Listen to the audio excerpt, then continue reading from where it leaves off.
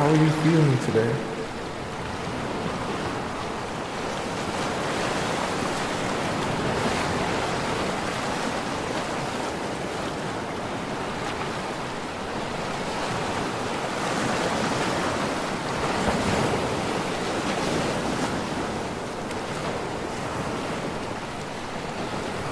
Do you feel fulfilled in life?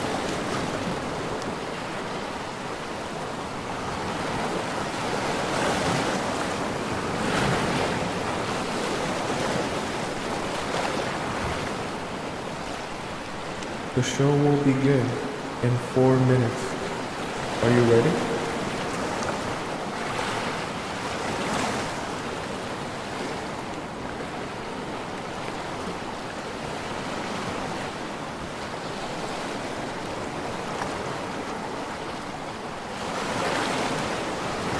When was the last time you felt betrayed?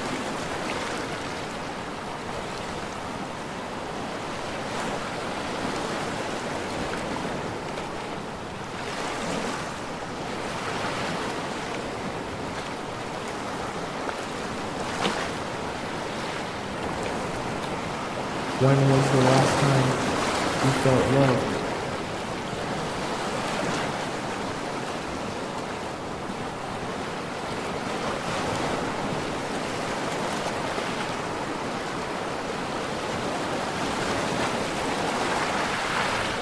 The show will begin in 3 minutes. Are you ready?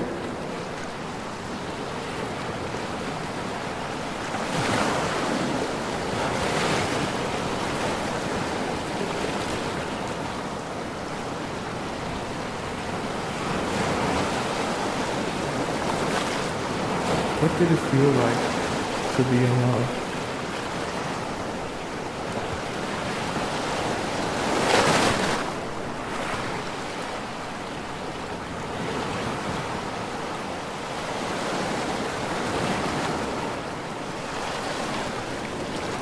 What is the most painful part of being in love?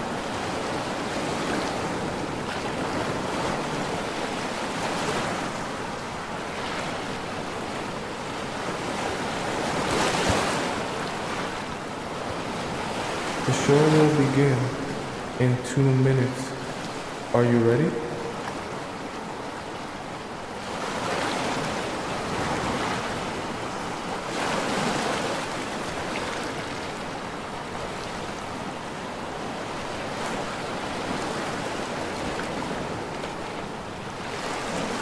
Are you ready to be transformed?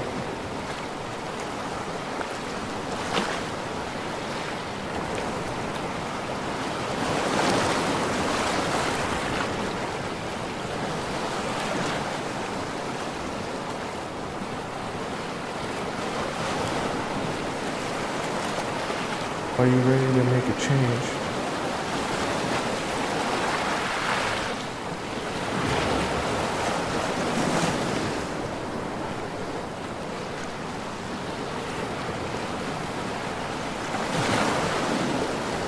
The show will begin in 1 minute. I hope you're ready.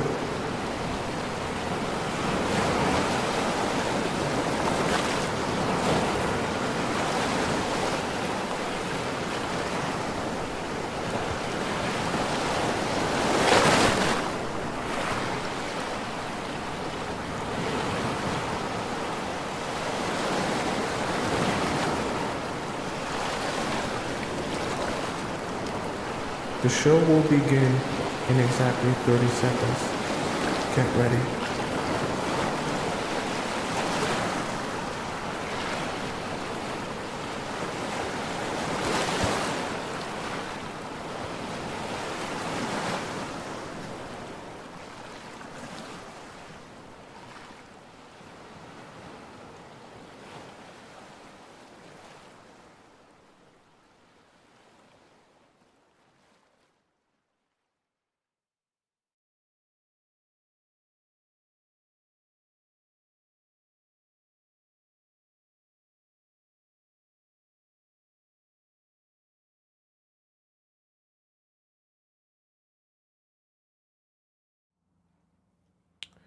What if I told you sleeping with a man too early could be the difference between him treating you like a wife and treating you like a peasant?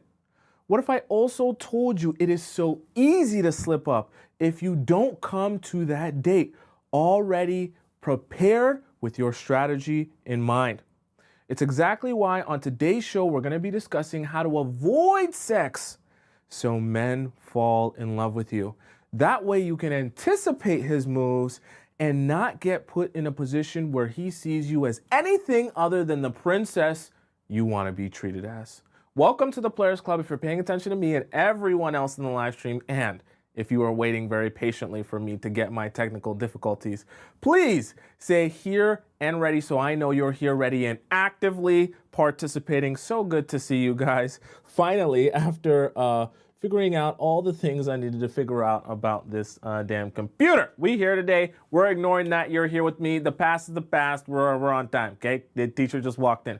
Good to see you guys. Who we got up in the chat today? We got Aset here, Lenalik here, Chocolate here, Erica here, Dragonfly here, Bree is here, Mims is here, okay? Sharon is here, and of course we got our moderators, Sharice, SH, and Scotty here. Welcome all you beautiful people in the TikTok chat. Who we got over in the YouTube chat? I wish I could shout out all of you who were waiting here patiently in the YouTube lobby here. Thank you so much to all of you. Shout out to Amal, one of our channel members. Valerie's here. Irena's here. Tracy Niles, one of our channel members. Nicole T.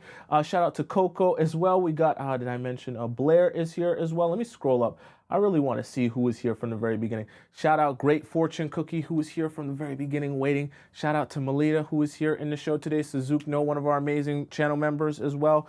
And Nicole, one of our generous and amazing channel members.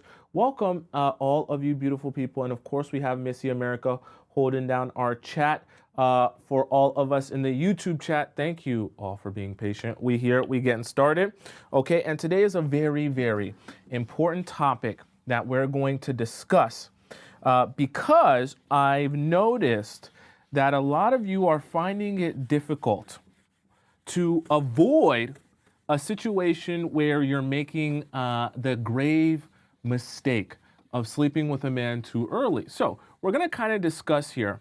You know, in the Players Club, I like to give you guys the perspective of a man and help you understand how we think, how we operate, and why we do the things that we do.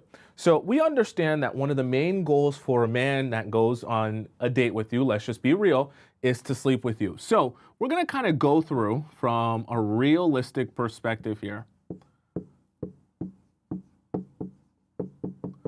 We're gonna go through these really I guess we could say the top strategies that the men are using to sleep with you, okay? So we're gonna have a real conversation here. And this is where I want you to take this information in so you can understand how to counteract everything that's going on based on the different tactics these men will use to try to sleep with you, because that doesn't really actually benefit you.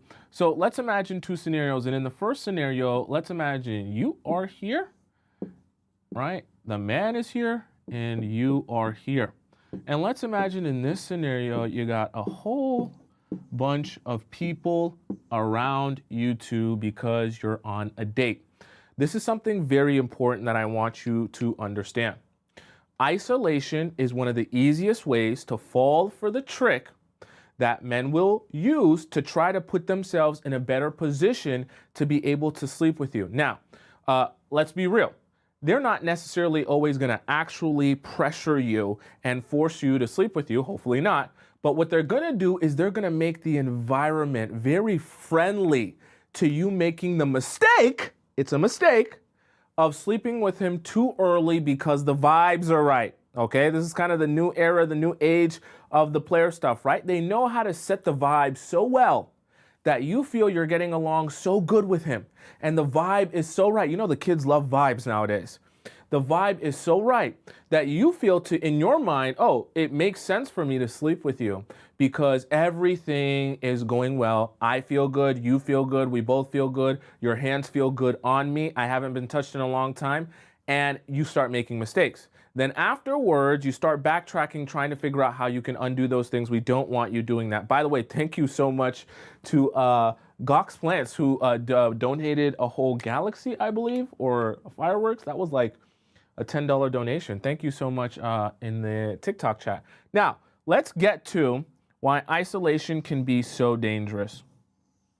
Okay?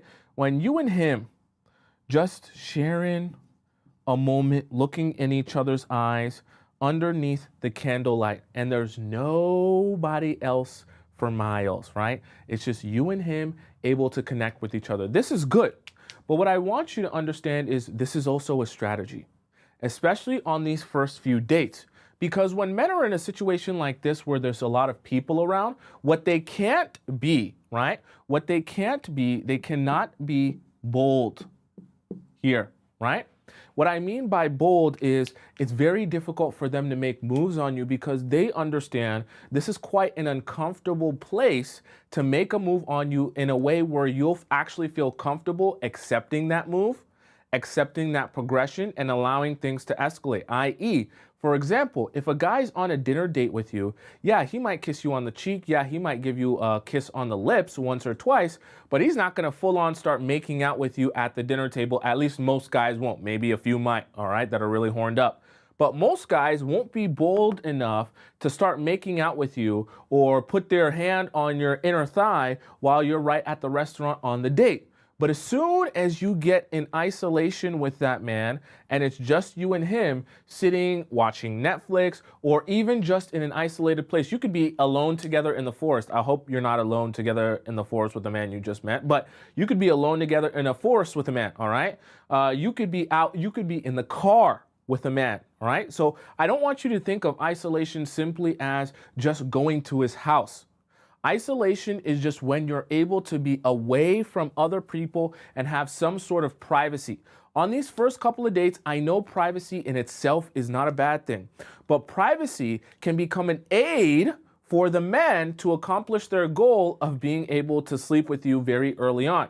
Because if they can add privacy and then eliminate all the other barriers that would make you uncomfortable, what are they doing? They're setting the vibe right. So I want you to kind of, with everything that I'm going to discuss here today, right? Isolation is obviously number one.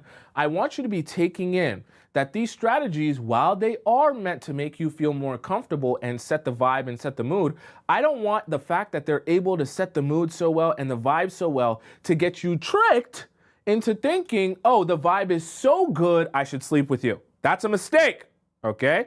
I want you to understand. Vibes being good, right, is not a bad thing. And you can enjoy those vibes, just don't enjoy them so much that you forget what your larger goal is. And we're going to kind of break this down a little bit more as the show goes on, right? So number one is isolation. Let's get into number two. I know I'm going a little fast here. I'm excited. I spent so much time away from you, so now it's time for us to be together. I want to tell you all the information at once. All right, are you guys following me so far?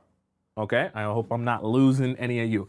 Isolation number one. So when guys try to isolate you, just understand that is a tactic that they're going to use, all right? So what you want to do, I should have actually said this, right? What you want to do is you want to make sure that when you're going on dates with men, you avoid places where you can be in a place separated from a crowd of people, okay? So other things that you can do around a group or in public where other people can see you, observe his behavior and observe your behavior, because he'll be less likely to be as bold as he would if he was isolated with you, okay? I should have mentioned that as well. All right, let's go on to number two.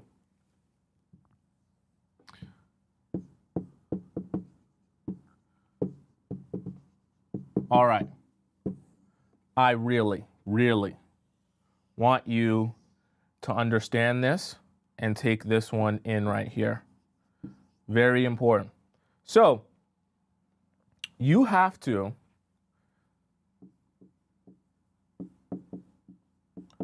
I want you to start getting good at understanding that a time limit for your dates is so important for multiple reasons.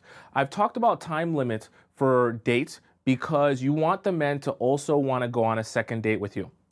The second issue or problem with a very long date is exactly what I'll explain to you within this graph, okay? We're not going to get too deep into math here. I just want to use this graph to help you understand something, okay? So for you, essentially, this is kind of like a linear graph. Because when you start off, right, at the beginning of your date, you haven't spent any time with him. You're not very comfortable with him, especially if he's a stranger. But as time is progressing, okay, you're starting to feel more and more and more and more comfortable with this man, right? Because as time is going on, you're having more conversation, you're getting to know him, he's telling you backstory about his life, he's telling you maybe a little bit about his traumas, and you're sharing information back and forth with him as well, hopefully not too much. But this is all aiding in making you feel more comfortable in your relation or in this situation that you're having with him on this date, right?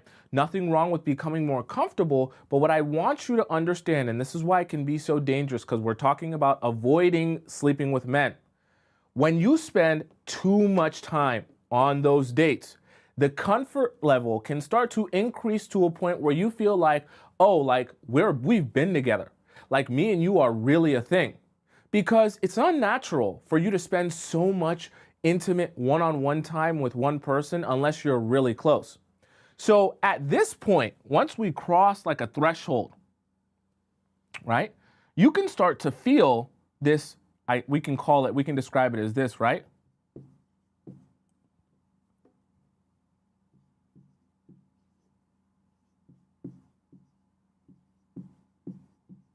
We can describe this as a false sense. Let me write this right so it looks good. A false sense of closeness, meaning you start to feel like me and you are on a deeper level in our relationship. Our relationship has more depth to it than I originally thought, right? Than I was feeling before. I just want to make it clear. Nice and big, false, close, right? You start to feel like me and this guy have been really together for a while. I feel so comfortable around you. I can't believe how easy it is to talk to you. I can't believe how well we're getting along. This is an issue though, because this is part of the process where you can start to gaslight yourself and convince yourself that this is actually the right person I should be giving myself to, I should be sleeping with, because this relationship is a lot deeper than any relationship I've ever had. And this is going to sound weird, but as time goes on, your delusions can grow, okay? Your delusions can grow because now you're kind of riding off of this high, this mental high of being with the person, feeling good around the person, and especially if they're adding on love bombing you, telling you how beautiful you are, telling you how much they want to be with you, this high that you're just sniffing in and taking in when you're on this date can start to feel so intoxicating that you're not even able to think straight anymore. And this is the issue here, because when you spend too much time, you can become so intoxicated with the high that you feel around the person and the comfort that you feel around the person that you think, okay, well, now is the time to sleep with you. So the way to circumvent that means the way to work against that and realize how to kind of avoid doing that. What you want to do is you want to make sure there's a time limit for all of your dates. I don't care how handsome he is, how tall he is, how rich he is, that he wants to take you to his house, he wants to take you to another party, he wants to take you here, he wants to take you on a boat ride, he wants to take you on a plane ride, he wants to take you to Israel, okay? Or Italy, okay? Or France, okay? For some of you, that's an inside joke. You get my point. No matter what he wants to do with you on this date, you want to make sure you set your hard time limit for the date. And no matter, listen to me, no matter how good the date is going, you do not extend the date past your set time limit, okay? And I talked to you guys about time limits on dates before. So if your time limit on this date is 2 hours, you do not extend that date past the 2 hours. Even if you're having the best time of your life, don't extend the date. Because as soon as you extend the date and you go farther than your intended time limit, it's going to make it easy for you to say, okay, I'm just going to base this about how I feel on this date, and I'm enjoying it.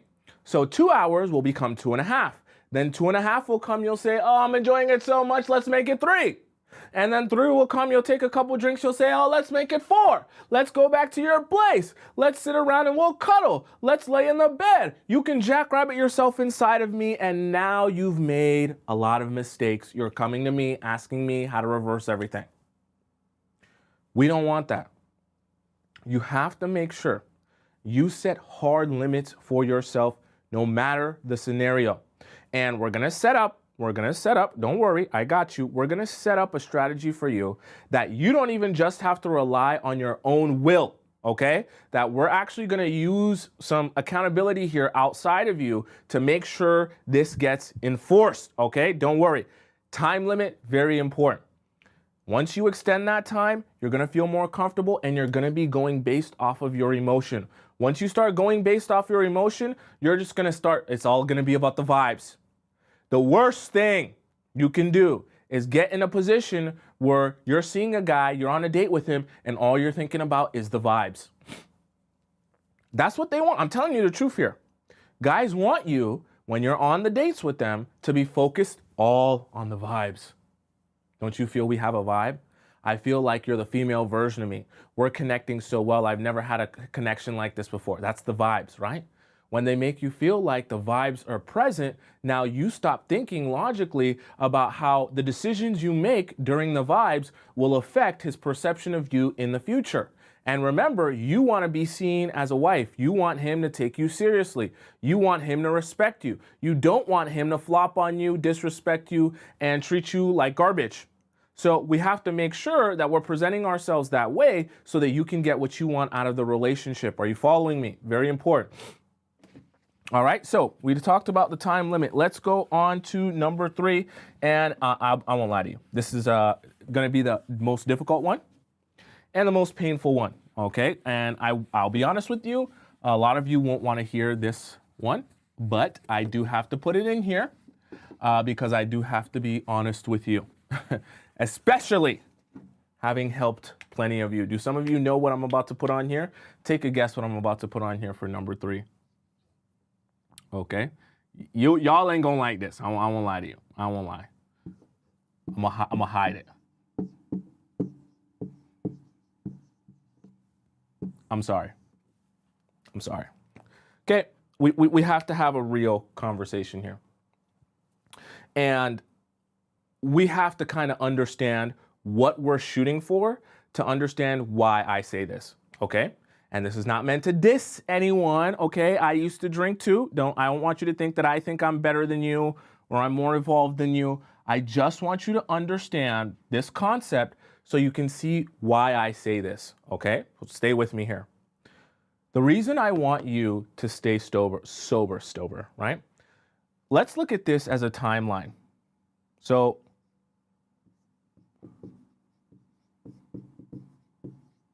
we'll call this the girlfriend timeline. So at the end here, this is where you end up as his girlfriend. Okay? So at this point where you're his girlfriend, which is where you eventually want to go, hopefully with the guys that you're dating, right? You envision yourself being his girlfriend. There's a very important timeline of events that has to go on in order for this to eventually happen, because you're not going to make yourself his girlfriend. He's going to make you his girlfriend and then hopefully his wife. So this process is predicated on how he feels about you, and what his perception is of you. Because based on how he feels about you and his perception of you, he will progress the relationship from just, we'll put here, dating. He will progress the relationship from dating all the way to making you his girlfriend, okay? And along the way, you'll have different milestones like meeting his friends, right? Maybe at one point you'll meet his fam, right? At one point, let's say you might become exclusive, even though the other, you meeting his friends and family probably will come after, right? Exclusive, right? And you'll just have all of these different milestones leading up to becoming his girlfriend. Now, what I want you to kind of take in here is that it's very important for you to understand this timeline of events moves like time does, okay? Meaning, right? It has a beginning, has a middle, and it has an end. And just like in our three-dimensional world, as far as we know, okay, the world that we live in, you can't go backwards in time. So as you're progressing here onto this girlfriend timeline, remember, you're not making yourself his girlfriend. He has to make you his girlfriend, which means he has to operate off of his desire to be with you and want more from this relationship to progress this to each and every different level. Are you following me? So this is so important to understand, because if you make the mistake of getting drunk, getting high on your date, to the point where you're no longer able to control the things that you say or do, and you make the mistake of sleeping with him or just doing some things that you wouldn't have done if you were sober, now all of a sudden, this timeline of events that is supposed to progress a particular way to get to the end goal of being his girlfriend has been interrupted, because his perception of you has changed or adjusted or been negatively impacted. And at that point, you can't go backwards in time, right? You're not going to be able to go backwards in time and fix things that you've made mistakes of. So if you're progressing here, right, on these dates, and let's just say you get to a point over here, you get drunk, right, on the first couple of dates or something like that, and now all of a sudden he sees you a whole different way, or he sees a side of you that he isn't in line with him thinking that you're a wife or you're someone that he actually wants to build with, all of a sudden you're having to backtrack and say, but wait, I met your fam and your friends and this and that. Or if you make the mistake of doing it up here or any one of these places before you're actually ready for that in the relationship, you're going to be starting to scramble and thinking to yourself, wait, but I want you to still view me as who I am. And that was just me when I was drunk. Okay. But sober me wants to be treated like a wife. I was just drunk. You know, when I'm drunk, I like to get slutted out, but it's just, that was not the real me. The real me is here with you on a Tuesday afternoon. Don't worry about what we did before. I want you to take me seriously still. It doesn't work like that. It doesn't work like that. So the reason I say that is if you go out on this date, right? I'm not poo-pooing on drinking or smoking, okay? Do what you want with your life. But if you're going on these dates with the intention of having the guy that you're dating eventually take you from dating to making you his girlfriend, you do have to be hyper aware of his perception of you, okay? I'm not saying that you have to do everything in your power to make him like you, but you do have to be aware. If you drink or you smoke, you're more likely to say and do things you probably wouldn't say if you weren't drunk or you weren't high. So keep that in mind when you're on your dates, and understand you can never, ever lose if you go on a date and stay sober. You never lose that way. Some of you might say to me, well, Tomisin, look, I don't need your advice. I'm good on my own. I know how to handle my liquor. I can go out on a fun night out, have my fun, drink just a little bit, take a couple of shots, and I'll be perfectly fine. I'll even be more interesting because I'll be buzzed. I'll be just tipsy enough to have conversation, and I won't be awkward. Tomisin, you don't know what you're talking about. I know what I'm doing. Cool. But what I will say is it's very easy to go into the date thinking you have control over it and your situation. Trust me, I've been there. I'm not saying this as someone who's like, oh, I've never drank before and I'm telling you not to drink, okay? Or I've never done things before and I'm telling you not to do anything, right? Or have any fun. I'm telling you this as someone who's also said to myself, yeah, you know, I got control of this. I'll go out, just a couple of drinks, you know, just to get the vibe right. I'll just want to feel good. Then when I get there, one drink turns into two, two turns into three, three turns into four, and all of a sudden I'm drunk now. Then when you start saying and doing things that don't represent you the way that you want to be represented as, you wake up the next day saying to yourself, oh my God, I'm an idiot. I should have just never drank in the first place.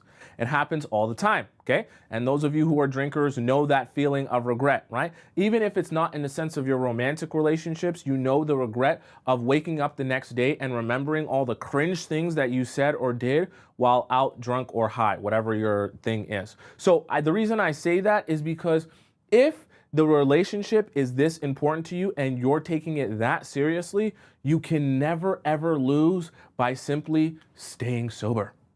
Okay, you never lose that way. Someone said, damn it, the tequila got me. I'm telling you, okay? Whether it's tequila for you, whether it's Henny for you, no matter what it is for you, okay? I don't know, those of you that actually enjoy vodka, I don't know who actually enjoys that, but you get my drift. And you don't want to be in a position where you're saying, oh, I've got it under control. You go out on the date, you get a little bit too drunk, you slip up, you sleep with him, or even if it's not sleeping with him, you let him, bury his head between your legs, or you're putting your head between his legs, and you guys are enjoying each other, and then you wake up the next day saying, I probably shouldn't have done that. That's the worst thing that can happen to you, because time is linear. Okay, like I just described to you. And this timeline of events, you can't go back and undo mistakes.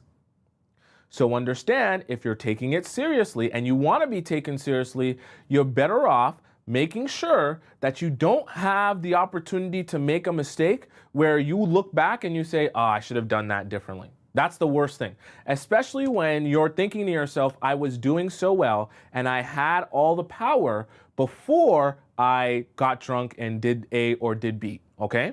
When guys come up to you, they approach you and they ask you out on a date, remember, and never forget this, I'm gonna give you guys a reminder of this, you have all the power. When a guy approaches you and tells you he wants to take you out on a date because he thinks you're amazing and interesting and he wants to get to know you, you have the power. Because you have the power to say yes, and you have the power to say no, and you have the power to say, you know what, I'm just not interested in you whatsoever. You have so much leverage. Don't waste or let go of your leverage because you want to get drunk. I know it's fun, okay? What's also fun is having someone who treats you well, that is consistent with you, that actually desires you and wants to be with you for real. That's also lots of fun. You can have fun forever that way.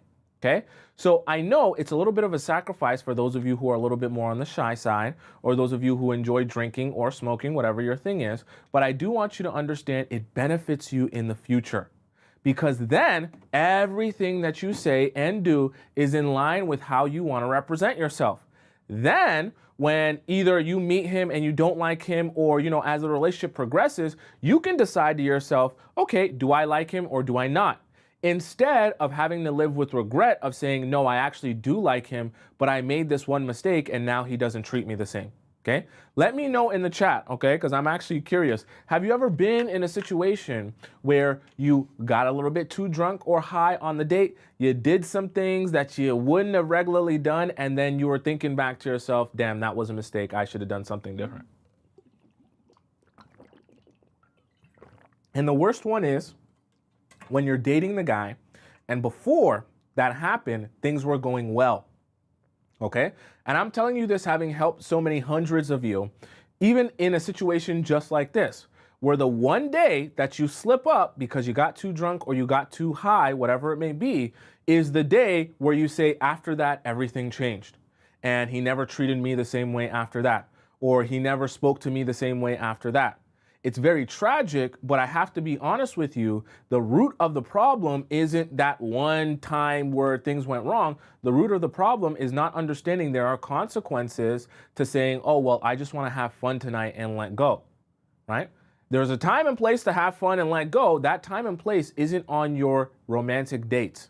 That's the time and place to be evaluating, to be understanding what someone is saying to you, to be taking in information, not the time to be all loosey-goosey in La La Land, not understanding the seriousness to which you must bring to to meeting the person or getting to know the person that you might possibly make your life partner. That's a really serious event. Right? I know we like to have fun and stuff like that, but relationships are serious. And if you don't bring that level of seriousness to meeting people that may be your life partner, then you're going to end up in a very unfortunate situation. Okay? I don't want that for you guys, right? All right, let's hop into point number 4. And this might hit home for some of you. I hope it does. If it does, then this message or this point in particular was meant for you, okay? All right, point number 4. Okay?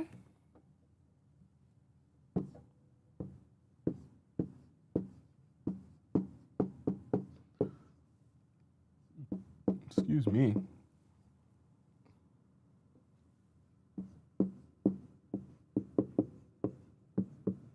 Okay. So, I want us to all be aware of this concept. Passive experiences, especially on a date, is a one-way ticket to Pound Town. But this version of Pound Town is only gonna last one night. It's only gonna last 90 seconds. And for the rest of, your experience with that guy and your relationship, you'll be very upset about the decision you made in that moment. So what do I mean by that? Let's imagine you're here, man is over here, let me make this dark, are over here, okay? Now, let's make this a nice big TV. Ooh, put TA, I'll put my initials. A TV that you guys are watching. So you're inclined to believe that me and this guy are watching this TV, and when we're watching this TV, let's say you're watching a movie, okay? I'll even put on your movie so it's more obvious what I'm discussing. When you're watching a movie or a TV show or The Office or whatever it is, this can feel like, I'm spending time with this guy, and in the process of spending time with this guy, we're just experiencing something together, whether it be watching a movie, watching a TV show, watching whatever. Here's the problem though, okay? And this is actually separate from isolation. I want you to kind of take this in. Passive experiences actually are a breeding ground for mistakes. Why? Because when you're in a passive experience, you're thinking to yourself, we're both paying attention to the TV or the movie or whatever's on the screen here, okay? What's actually happening is this is playing in the background, but your actual focus for the both of you is on this right here, right? When I'm circling this, what I mean by that is it's on what's going on in between you guys, whether it be some sort of tension, okay? Some sort of touching, caressing, whatever's going through your mind, okay? And we always say, in the Players Club and just in general, this kind of a life thing, right? An idle mind is the devil's playground, okay? Meaning this is when bad things happen. Because we can consider this, when you're watching a movie, this passive experience, we can consider this what we would describe as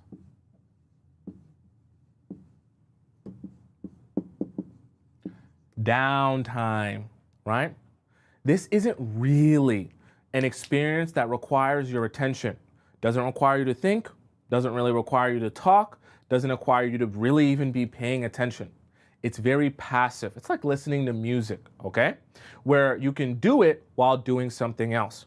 This is the problem though. When you get in a position where you're having this passive experience with a guy, especially when you add some of these other elements like isolation, now you're in a recipe for the disaster. Because like I said, you're not paying attention to the movie. And there actually isn't anything to stimulate your mind enough that requires your attention enough, so your mind starts focusing more on this. Your mind and also his mind.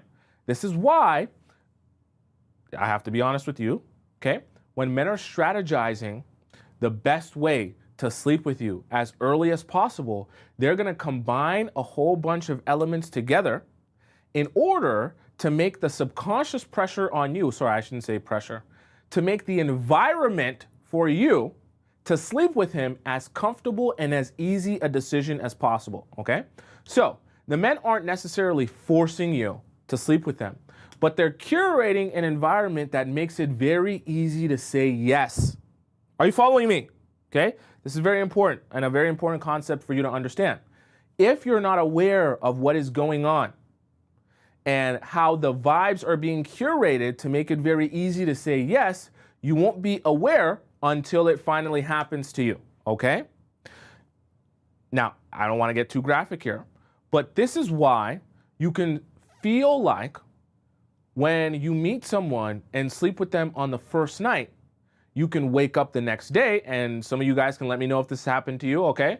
You can wake up the next day and feel a little bit tricked, especially if you wake up the next day and the guy has a totally different energy towards you, as if he is totally uninterested in you or doesn't care about you. And you're feeling a little bit duped because the night before, the vibes were so heavy, so intense, so good, you felt like there was no other option but to say yes because the vibes were so nice. But all of a sudden, the vibes switch up by the next morning after he got what he wanted. So it's not him pressuring you from the sense of actually forcing you to do it, but the environment is curated such that you feel like, I should say yes to this. This is perfect. The candles are lit, the music is playing, this is in the background, we're under the blanket, we're cuddling, right? This is a passive experience. I'm thinking about him, he's thinking about me, we're getting a little bit closer, and then by the time you do it, and afterwards, the vibes are no longer there. So the reason I say that is because these are part of the things you have to be thinking about when you're on your dates, and also subsequently thinking about how you're going to avoid this. So how do you avoid a passive experience? What I want for you to start doing is only accepting dates that require interaction, okay? Either interaction or some sort of experience in which you guys actually have to be paying attention to what's going on, or else it doesn't work. So if that guy invites you to, an art class or a painting class or something, that's good. If he says, let's go to a picnic, right? That's conversation. You're at a picnic, you're in public, that's good. If he says, let's go to the movie theater, no. Okay? No. Passive experience. Especially if he can take you to a movie that is very old, that nobody's in the theater, what do you think the first thing he's gonna do is? He's gonna try some stuff. And then once he gets the gateway drug in, right? Once he tries some stuff that works at the movie theater, what do you think the first thing he's gonna do when you guys get in the car is? Or what do you think the first thing he's gonna do when, you guys get back to his place after the movie theater is? Okay? So you're just setting yourself up for failure by saying yes to one of those type of dates. It's a date, okay? So what I want from you is you only accept dates that require an actual, to be attentive, paying attention, and to be present, right? And here, mentally and spiritually and emotionally on the date in order for the date to work. Not an experience where both of you can sit back and not actually be having conversation or connecting. It doesn't even benefit you anyways, because by the time you finish this movie, by the time you finish anything, right? It's like this, right? Whether it be a movie, even a play sometimes. I know plays can be something that you like to do with your date or whatever, but you don't know that person any better. And remember, when you're on these dates, and if you're avoiding sleeping with him too early, then that means if it's that early, you should be spending all of that valuable time in the early stages getting to know him better anyways. Those early stages shouldn't be spent together doing a passive experience that doesn't allow you to gather more information about him. Okay? So subsequently, if you're in a place where you don't want to be sleeping with him too early, you also shouldn't be in a place where you're saying yes to a bunch of passive dates. Because that's not the time and place to be around someone in a capacity where I'm not even sure about our relationship yet, if I like you or our connection, but our dates are consisting of things that are very passive, where after the 2 hours, imagine you spend 2 hours with someone and you're watching this movie, and then after the date finishes, you're thinking to yourself, I don't know him any better. I'm not really sure about them any more than I was before. I'm not even sure about our connection. I just know that I like the movie, okay? That's my advice to you. Noel said, what about concerts? My advice is on those first few dates, if you think that it's too early to sleep with him because you're just not sure about him first, my advice to you would be go on dates where you're forced to connect and interact with each other first. Then once you've established that, we can start doing other dates that don't require necessarily connecting and interacting with each other.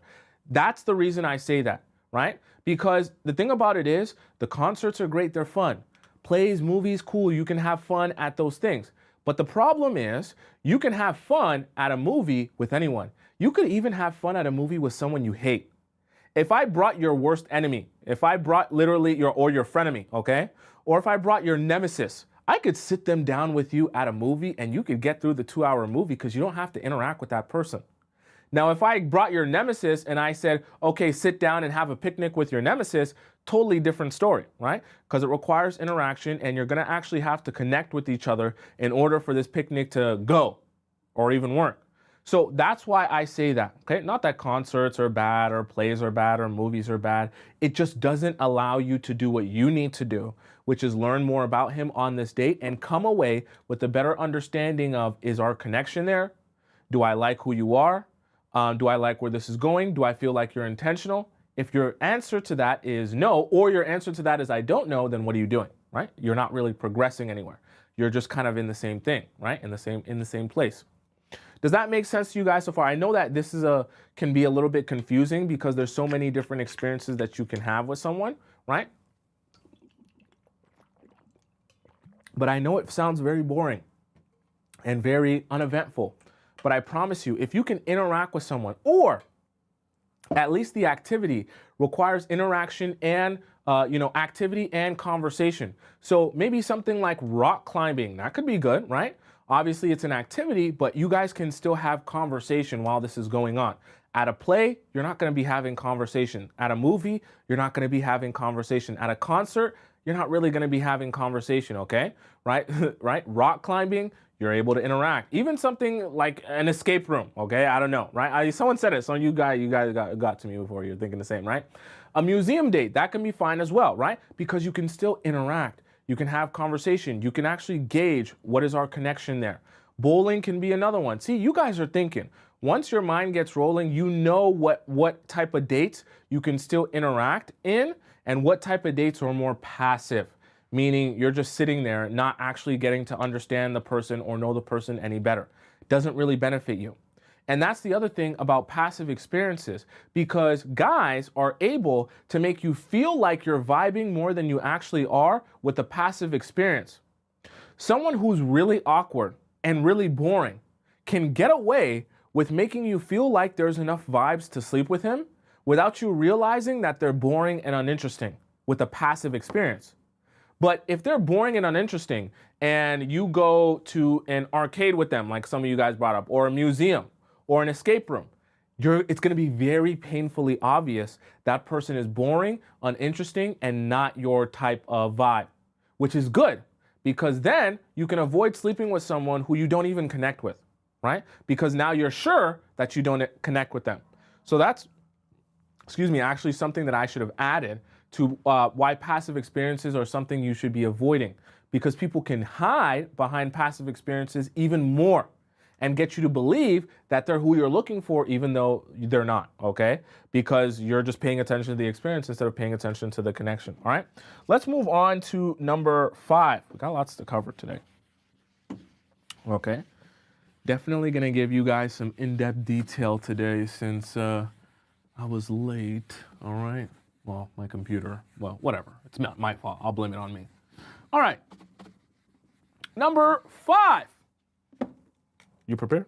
You ready? Okay. Number 5 is a sneaky one. Very sneaky, okay?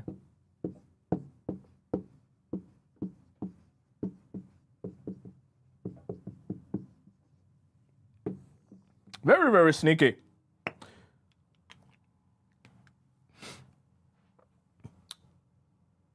Please, for me and you, the both of us, understand, transportation is a key element to doing dates the right way.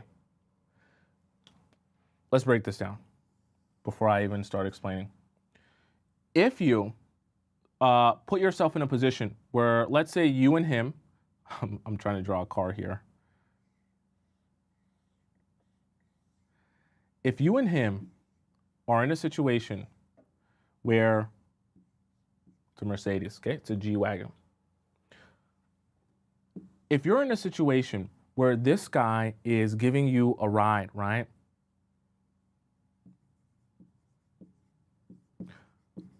And he is your way to get home, there's an issue here. Very, very important issue. If he is your way to get there and back, he will be able to hold this against you And you can easily become a hostage on this date, okay? You'll also be more likely to say yes to things. Why? Because he has something that he can hold against you. I know this sounds horrible, okay? Now, you might think to yourself, okay, well, Tomisin, it's not that big a deal. Will it really be that big a deal if he drives me there and back? I mean, he's probably just being a gentleman. This is the problem, though. When you're in a situation, right, where he has what we would describe as leverage, right, he now is in a position where he can ask things of you or do things that he wouldn't regularly do, knowing that you are in a position where if you say no to him, you might lose out on an opportunity or the thing that he's offering to you. So what do I mean by that in this scenario? If he, let's say, is taking you an hour away to this date that you guys are going on for the first time, or the second date is to a sushi bar, okay? And it's a special sushi bar an hour away, and he's the one driving you. Yes, he's being a gentleman, but I do want you to understand this can get very dicey very quickly, because now, what if he says, okay, I'm gonna drive you to the sushi bar an hour away. When you get to the sushi bar, you guys have a good time. You're like, okay, it's 2 hours, I wanna go home. And he's like, but wait, my house is just, 20 minutes away, and I wanna stop there before I drop you off and, get some stuff that I need to put in my car. I have to. What are you gonna say then? Are you gonna pay $100 to Uber yourself back home? Or are you you're more likely to say, okay, I guess, we can stop at your place, since, you just have to grab something from your place while, since it's on the way there. Then when you stop on the way there, he's going to say, oh, you know what? I don't want to leave you in the car, leave the car running. This is a bad neighborhood. I'm going to park, you come up, and then we'll come back down. Then you go up to his apartment. You're sitting there waiting, and he's like, yo, you know what? You want some wine? You want to just vibe? Like, we're here anyways. And then all of a sudden you're in a situation where, because you're more likely to say yes and he has a lot of leverage, now you're like, I mean, sure, is that what you want to do? Yeah, I'm kind of tired. I just feel like chilling just for a little bit, maybe before we drive. We'll smoke some shisha, okay? Whatever your thing is. Guys aren't dumb. They know how to set the vibe. You want some shisha? They know it in your eyes. If you're one of those type of, you like shisha? I got shisha, right? You want to smoke? I got weed, right? You want wine? They know. Whichever one of your vices are, they know. And they'll offer it to you. And then when they have leverage, it's one of those things that they can add on. Then, once you're in the situation and they set the vibe right, now he's got you. You wanted to set a 2-hour date and only go to a sushi bar. Now you're at his place and you slept with him. Just like that. Okay, so what do you do instead? You always for yourself, right? And the guy that you're dating, don't mind my drawing, you always have your own separate car there. If, right? And this is what I'm saying, if you're in a position, right, where you, make this dark. If you're in a position where you want to make sure you avoid being held hostage or him having leverage over you, you always have your own plan, whether it be car or transportation, that you're going to get there separate from him. Okay? That way,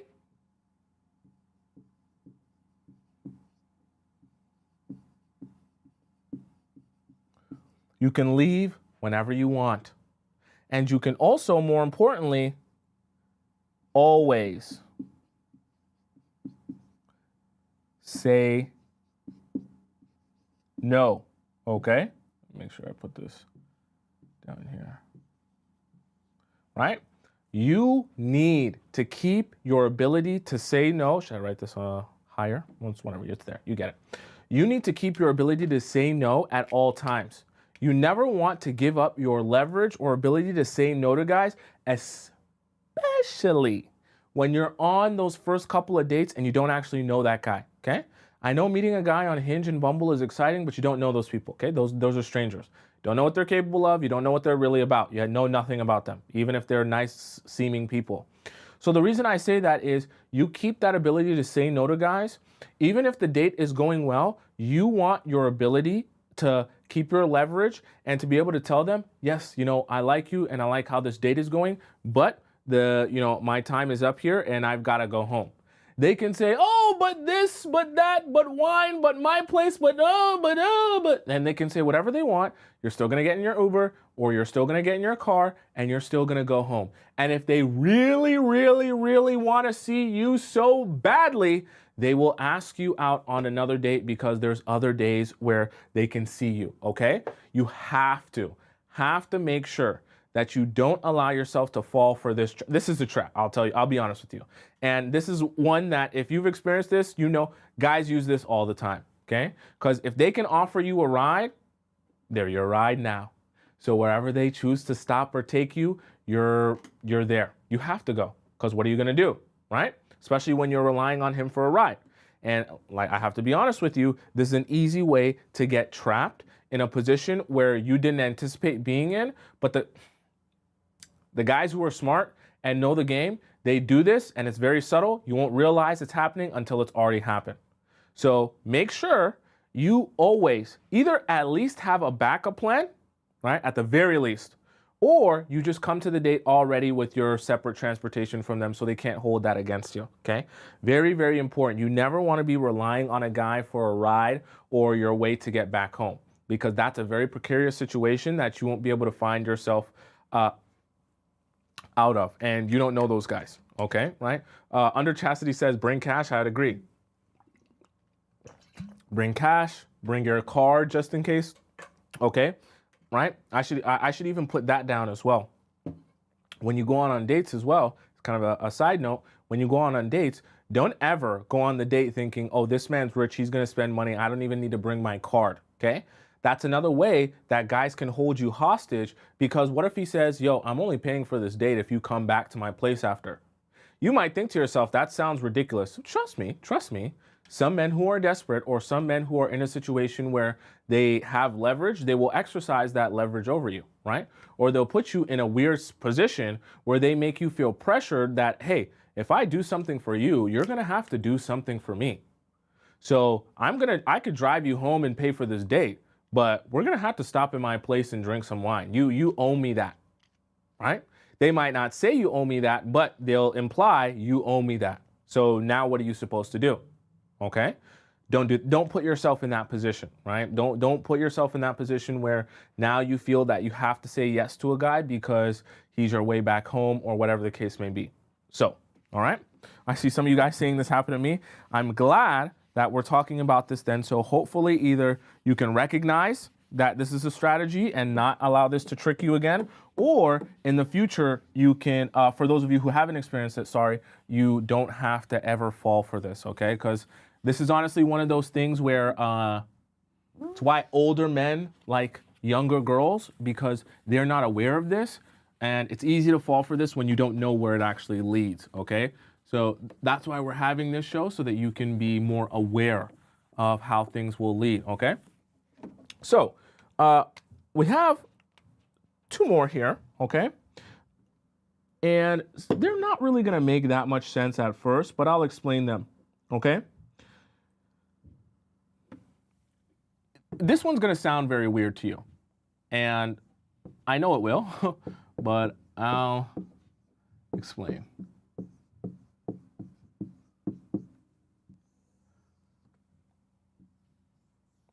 Okay, there's a very weird thing that happens with guys, and you'll notice this after a while. When you tell guys no, what I mean by no is, when you go out on a date with a guy and you tell him, look, we just sat down on this date, before we even order our appetizers, I want you to know, I will not be sleeping with you. I'm not that type of girl. I'm not the girl that you think that you're just gonna, take me out on one date and I'm gonna go back to your place and you're gonna jackrabbit yourself inside of me. I'm so different than all the other girls. And you will never get that opportunity to do that with me. So if you're here for anything like that, just know, swiper, no swiping. I'm different. What I want you to start doing instead is not doing this. Don't bother going on your date and standing up tall and telling men how you're not going to do this and not going to do that. There's a very weird and strange reason for this. I'm going to kind of describe this to you. When you tell men, no, I'm not going to sleep with you, I'm not going to do this, I'm not going to do that, what you do is you inspire his desire to test your ability to say no. So when you tell him, I'm not going to sleep with you, I'm not like that, I'm not like any of these other girls, now you're actually creating a challenge. So he's going to test you, right? He's also gonna throw. We'll put down everything.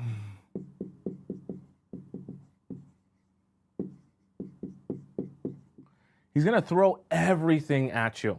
What I mean by that is because now you've made it a challenge that, hey, I'm not gonna sleep with you on the first night. He's gonna be thinking, oh, you wanna bet you're not gonna sleep with me on the first night?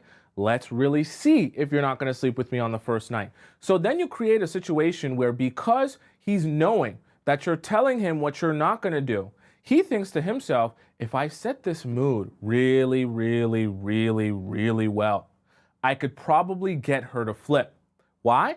Because now you've actually created a kind of a fun scenario for him where this can be like a test for his ego to see, am I really so charming that when a girl tells me no, by the end of the night, I can convince her to say yes. You want to know why this is like a weird ego thing for men? Because they realize and recognize that there's other times and other situations where girls said things that they're not going to do. I'm not like this, I'm not like that, only to end up going back on their word.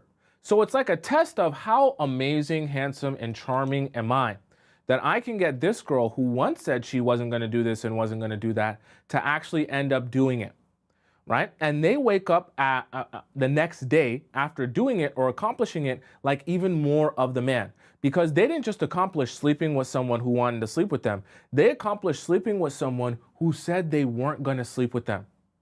So then they get a really nice story to tell their boy. I know it sounds weird. I know it sounds strange, but I'm just telling you the truth of how the men think. So you don't even want to set yourself up for the extraness that a man will add, the sauce that a man will add on it when you tell him how I'm not going to sleep with you on this first date. You're more inclined to just be neutral because then, right, his response will also be neutral, okay? Right? Let me fix this here. So when he's neutral like this, right, he's gonna have to guess, right, what you want, guess what you need, and he's also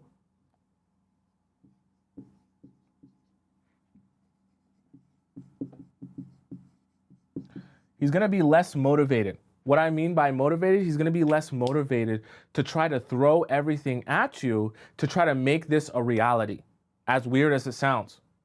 You're not inspiring or adding the extra challenge onto it that, hey, if you actually do get me to change my mind, that shows you how much of the man you are, okay? It just doesn't serve you, okay? You're better off, and the reason I'm saying this is because if you know that you're gonna go out on a date with the guy and not sleep with him, you're better off just not sleeping with him and applying everything that we talked about and just doing it. Because by the time you do it, it's all the same, okay? You don't have to talk about how you're not gonna sleep with the guy or not gonna do this and not gonna do that. It doesn't do you any good. Because if you slip up even a little bit, it makes you look very weak. So we'd rather just have you stand on business and let him see by the way you stand on business that you mean business, okay? Instead of talking a big game, then he challenges you, and if you fail, gonna give you some advice here, because I love you and I care about you. If you tell a guy you're not going to sleep with him on the first or second or third date. Oh my God. Or God forbid you tell him, I have a 90-day rule or something like that.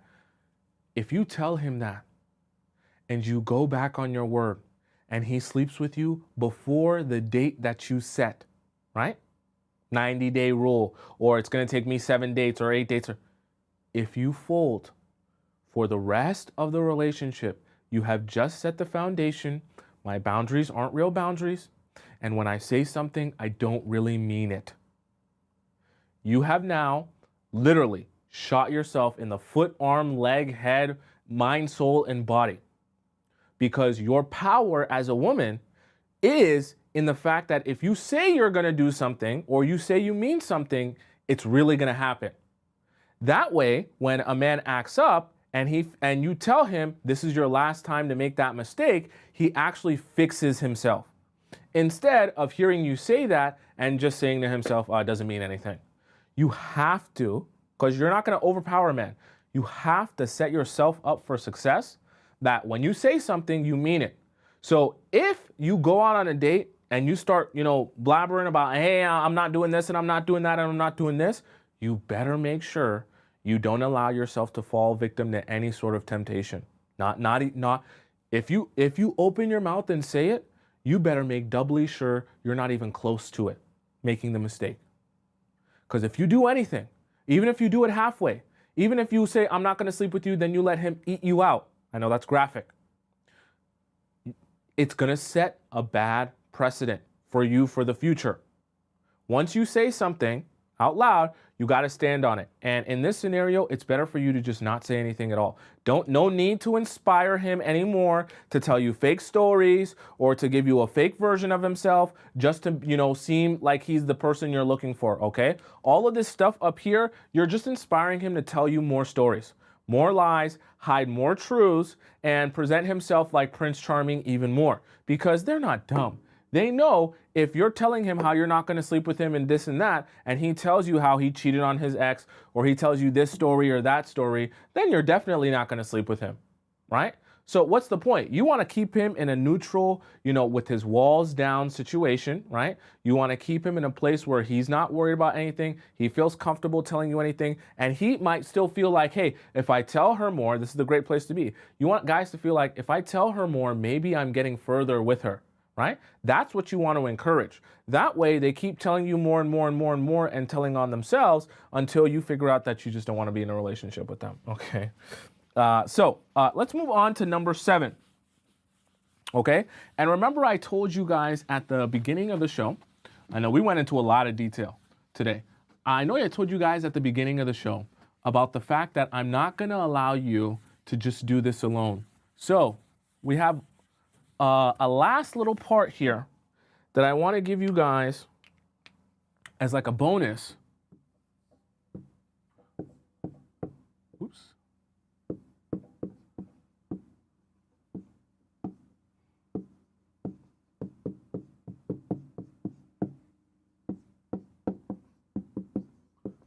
So you're going to find yourself an accountability friend. Because of these 2 reasons.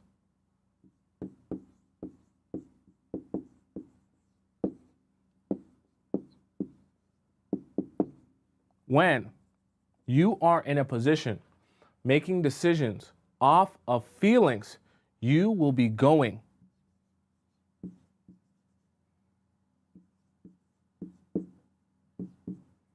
My marker need to get darker here.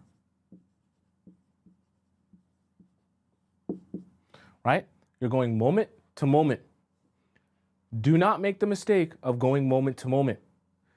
When you're not thinking about how the things you're doing right now affect your future and you're going moment to moment, it's the easiest way to make mistakes in that moment. That when you look back, after when you're in the future and you look back on these decisions, you'll be saying to yourself, damn, I should have done something different, okay? Right? Logic is understanding that there is always a cause and effect, okay? and understanding that if he does something and my response is this, that's going to affect things in the future. That's going to affect how he feels about me. That's going to affect a lot of things. And there's also a domino effect to the decisions that you're making. Meaning, you can't just make decisions about how you feel, right? You have to be making decisions about what is truly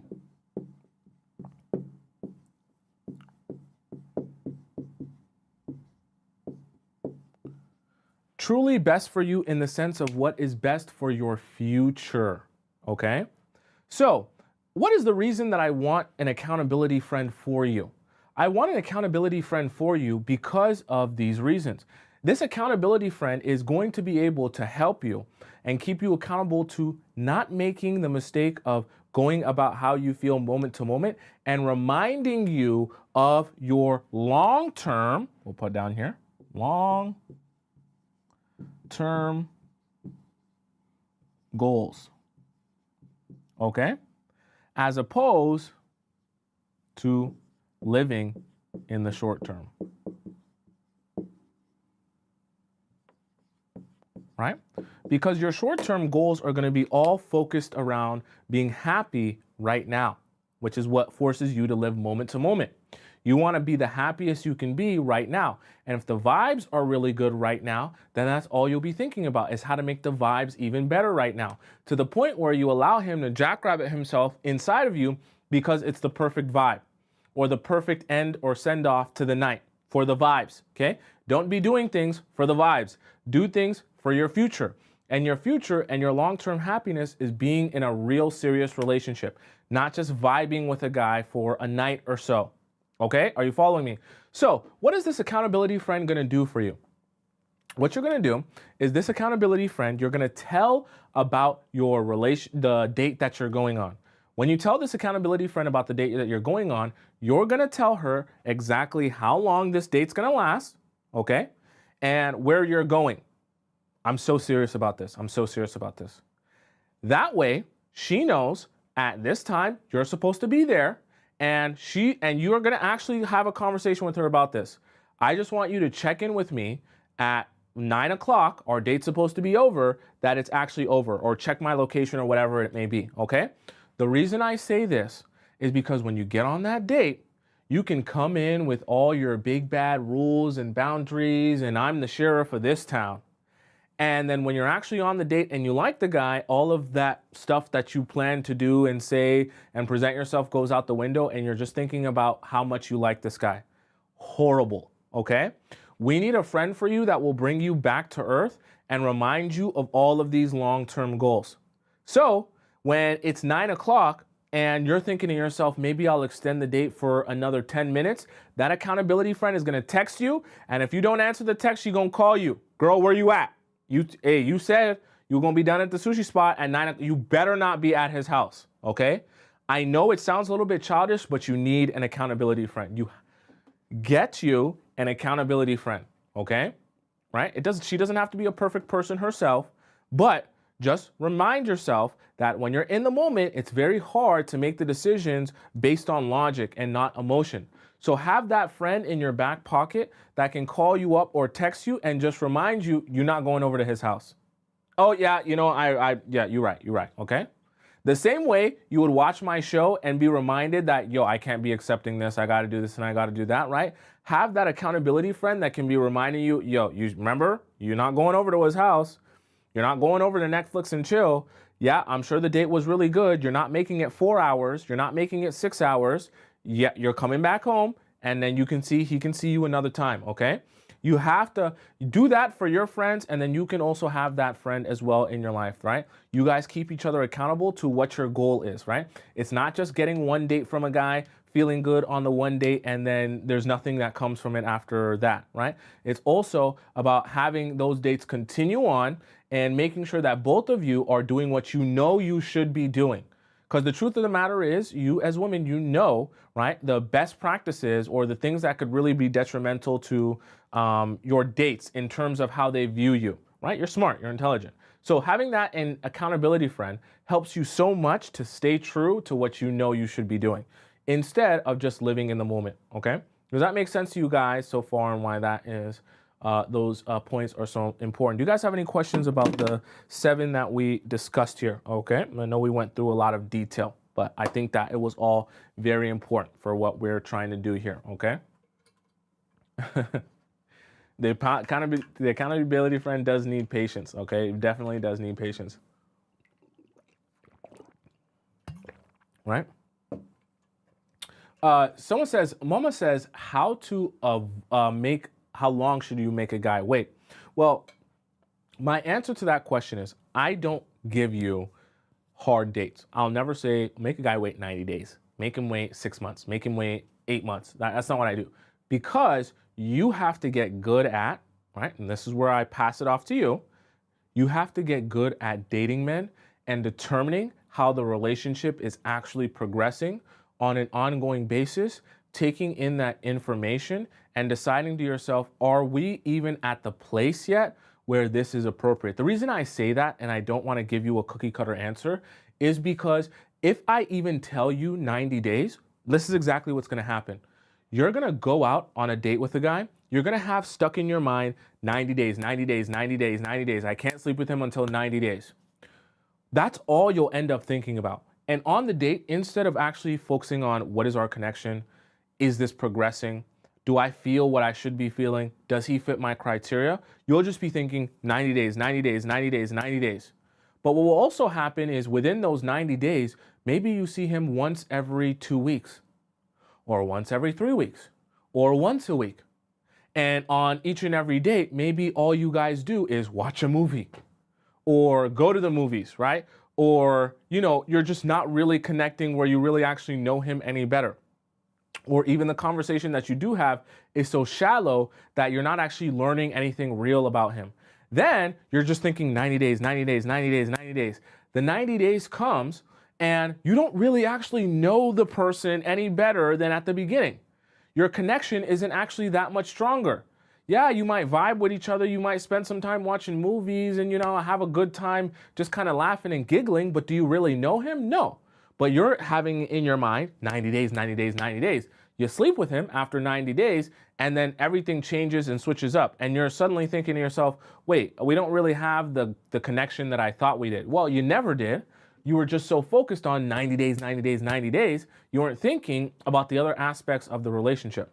So I say all that to say, when you're in the situation and you're thinking about how long should I wait before I actually sleep with him, what I want you to be actually focusing on, instead of the amount of time it's been, is what is the quality of our relationship at this point? Am I seeing the things that I need to see from him, right? Consistency, right? Am I seeing the pursuit? Is he asking me out on dates, right? Is he doing the things that I need out of a man and out of a relationship? Do I feel good? Is his treatment of me good, right? These are the type of things you ask yourself. Is our connection good as you're dating a guy that will actually put you in the right place more than just thinking 90 days, okay? Because I know that answer is way more complicated than just me telling you 90 days, but it's the answer that will actually teach you how to fish instead of me just telling you 90 days and then you just feel like that's what you need to get your answer, okay? Right? Does that make sense? Right? Melissa says, reciprocating a man's behavior will make him question his behavior if he's interested in you. What do you mean by that? What do you mean by that? Also, let me answer some of these donation questions that you guys sent in. Nicole donates $20. She says, I'm just so thankful for you and your dedication to us, and I'm thankful we're able to have a show today. Happy Thanksgiving. Thursday in the USA. Is it Thanksgiving in the USA? Like today is Thanksgiving? Okay, happy Thanksgiving. Thursday in the USA. Hope this auntie gift puts a smile on your face. Thank you so much, Nicole. Oh, you're saying that Thursday is when Thanksgiving is, okay?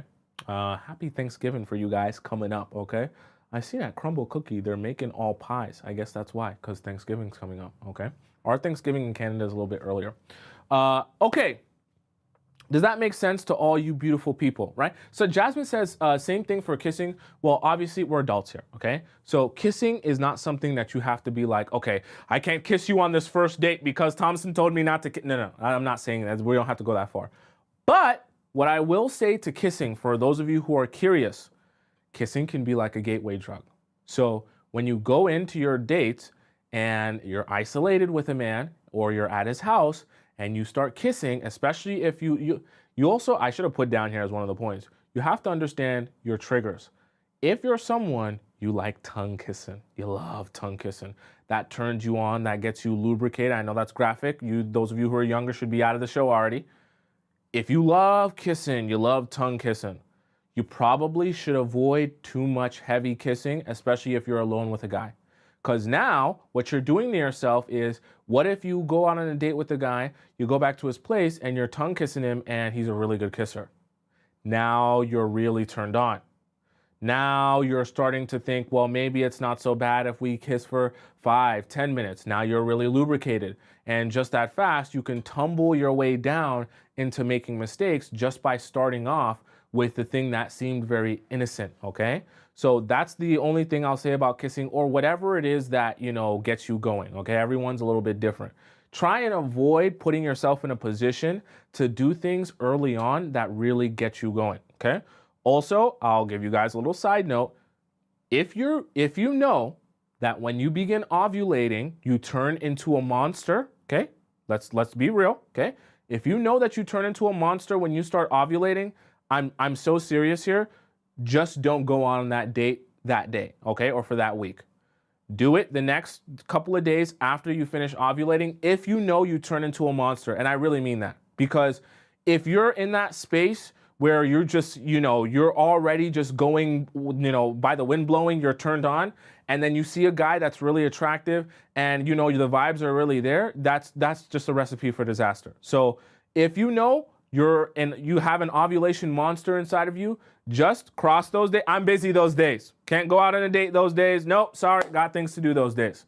Just avoid it. That way, you're not even in a position where you're thinking, with down here, instead of thinking with your brain. And I honestly really mean that, because that can be, trust me, we've had a lot of stories and I've helped a lot of people. That can be one of the things that can shoot you in the foot, literally, right?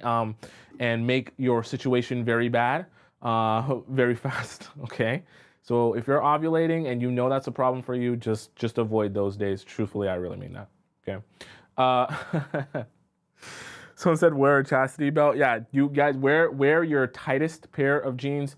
You tie the belt up so tight that you can barely breathe. That way it's so awkward and impossible for you to take your pants off that you don't even have to worry, okay? Someone said don't shave. Sometimes even that cannot stop you if you're in the right position. So, but that's another idea there, okay? Right? Make sure you're avoiding any of those things, right? So, all right, chat, let's hop into our, someone said don't wear a matching set. You guys are funny.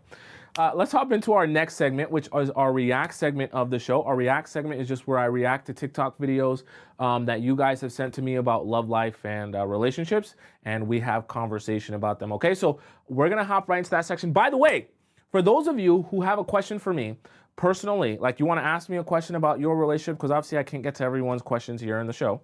If you have a question for me personally about your relationship or your situationship, please feel free to go ask it to me. Go to the link in my bio on TikTok or the link in my description on YouTube and click where it says personal or private relationship advice. You can ask me a direct question. You send it to me as many paragraphs you want, and I'll respond to you in a voice message, and I'll send it back to your email. No one else will see it, okay? We're also going to hop into our Discord section later in the show, where I'll be answering questions there as well. The moderators will show you where to go if you want to get your question answered on the show, because I do that at the end of the show as well in our Discord section. So if you want to, early on, you can go into our Discord section and drop your question in, because I'm getting to that, near the end of the show. All right, let's hop into our React segment. I'm going to play a video from Steven Speaks in our intermission while I clean up, and I'll be back with you guys in literally a minute. And Steven Speaks is going to talk to you guys about 3 feminine ways that keep a man interested while I clean.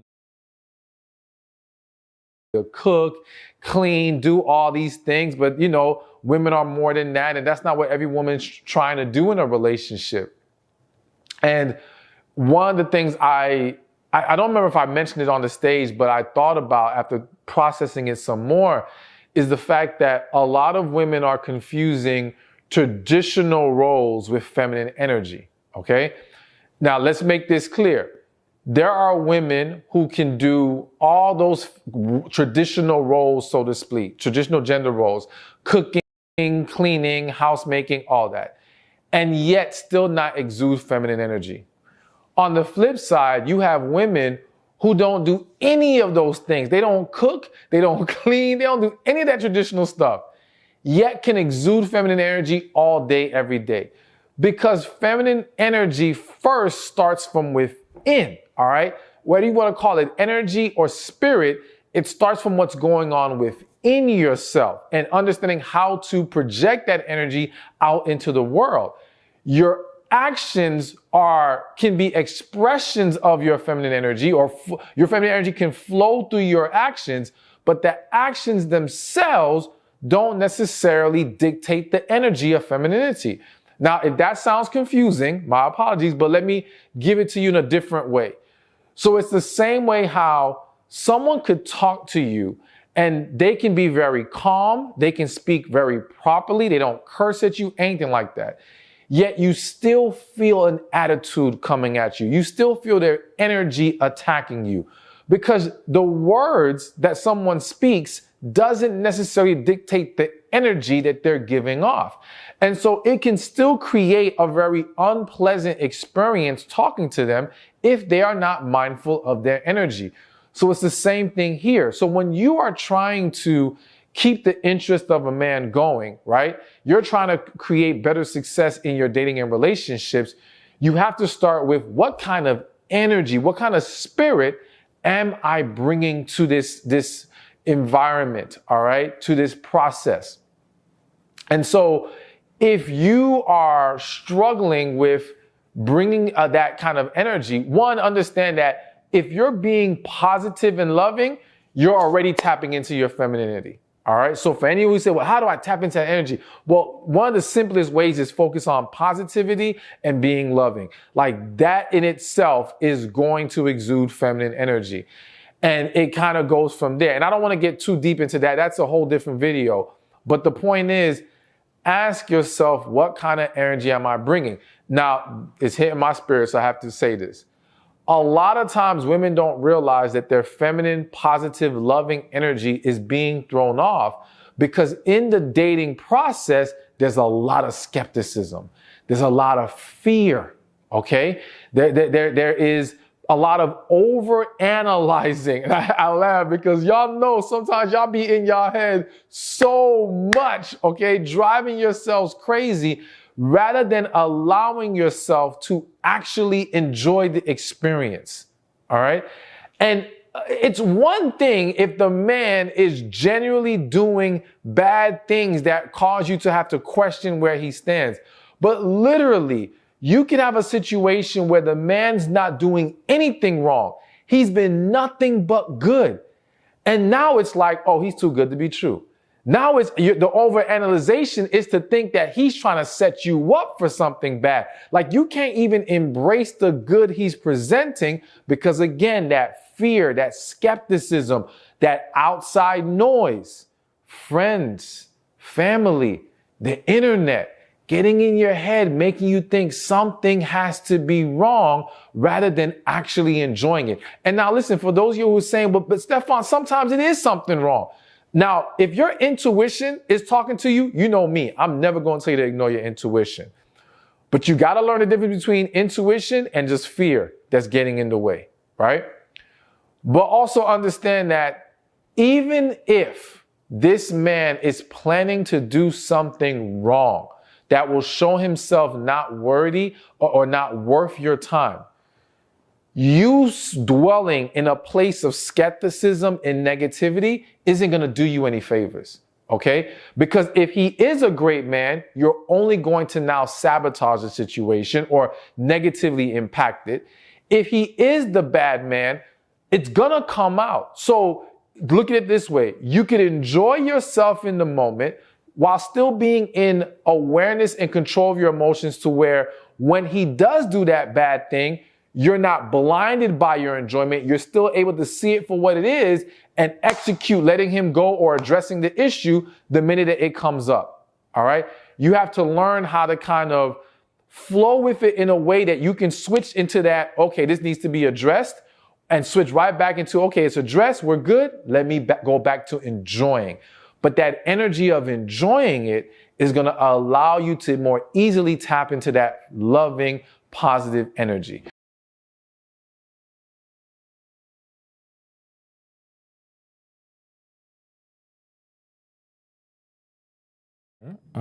Thank you, Mr. Steven. Steve, is it Steven? Stefan? I think it's Stefan. Everyone be saying I think it's Stefan, and I say it wrong, I think. So Stefan speaks. Thank you for our intermission time here. Let's hop into our first video here. Let me make sure I get this pulled up for you guys in our React segment.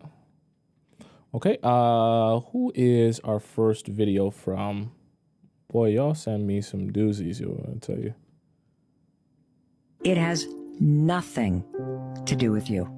What that person did what's going has on here? nothing to do with you. It has to do with their pain. It has to do with their neurochemistry. It has to do with their coping mechanisms, their trauma, their dysfunction, their pain. This is a very hurt and lost person who is coping with that hurt and that loss in an incredibly destructive way. But in no way, shape, or form does their bullshit determine whether or not I'm lovable, or whether or not I trust people, or whether or not I'm good enough. It has... Okay, I'm not gonna make fun of anyone. You guys know I don't advise you guys to get on to start the camera and start crying. I just don't think it serves you, but to each his own. Let's kind of focus on the message here. I do think that the message is good in the sense of reminding you that you should not be placing your value on whether or not a guy is taking you seriously, because the reality of it, or treating this relationship with respect. Sometimes guys will treat you with disrespect, and you can start to feel like, well, is that a reflection of me and my worth? No, it's not. It's the reflection of how the guy feels like treating you, whether it be because of his situation, his past, his experiences, whatever it may be. But you can't start to get discouraged where you feel like, oh, well, there's something wrong with me that I must fix because everyone thinks I'm horrible. Then you start to get into this energy that can be really repulsive. And we actually kind of touched on that a little bit yesterday. Okay, right? But please, chat, don't be, she's a content creator, so we'll give her a pass, but please don't be crying don't set up the camera and start crying. Okay. If you want to cry to your friends, good to call them and cry. Just don't press record and cry, please. I beg of you. The avoidant won't reach out when you want them to reach out. These guys suppress, distract, they numb, they ghost, and a lot of them rebound. A lot of avoidance after the breakup, they play games, giving you mixed signals, ghosting you, messaging you, ghosting you again. These guys didn't get the love that they wanted growing up. They had to be independent, but they cannot be emotionally vulnerable with you, because they tried to be emotionally vulnerable with their parents, and their parents taught them to suppress and distract. A lot of them come back after months, after a year and a half. Sometimes it can take longer. People think that no contact is playing games. A lot of dumpers after the breakup play the most games. When you don't give them attention, they try and get your attention. They try and message you, see how you respond. They ghost you again. They're the ones that play the most games. So no contact is self-respect. So start having some. If they decide to message you, you respond calmly. If you want them back, you respond calmly. You don't give too much away. And if they do come back, that means the breakup has finally sunk in. But you might be healed and moved on by then. Sorry, I want to point out something that someone said interesting. Someone said in the YouTube chat, sometimes it's your fault. Sometimes some of these chicks out here are not right in the head. Well, I mean, that's true. We all have to take accountability. This show's not about not taking accountability. So sometimes, a relationship might end because of something that you did as well, right? That's like recognizing and being honest with yourself as well. What I'm referring to is in a situation where you may have not necessarily done anything to like hurt or disrespect that person, and just out of nowhere, all of a sudden, they're no longer speaking to you. But as it relates to this video here with avoidance, my advice to you when it comes to guys is allow them to talk to you as much as they want to talk to you, reach out as much as they want to reach out, and, you know, come into your life as much as they want to be in your life. Now, obviously, there's a limit to that, meaning that you're not going to allow a guy to come into your life for a couple of days and disappear for 3 weeks, right? There's a balance there, and you don't want to just, you know, allow guys to walk in and out.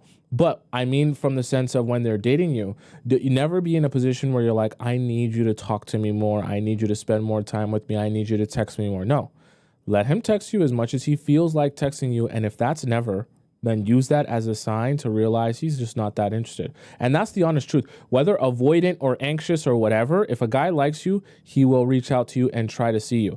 And if he's not, it's not an attachment style. It's the fact that he's not interested, okay? Or he's not that interested. Oh, he's upset you. He's done what you don't like.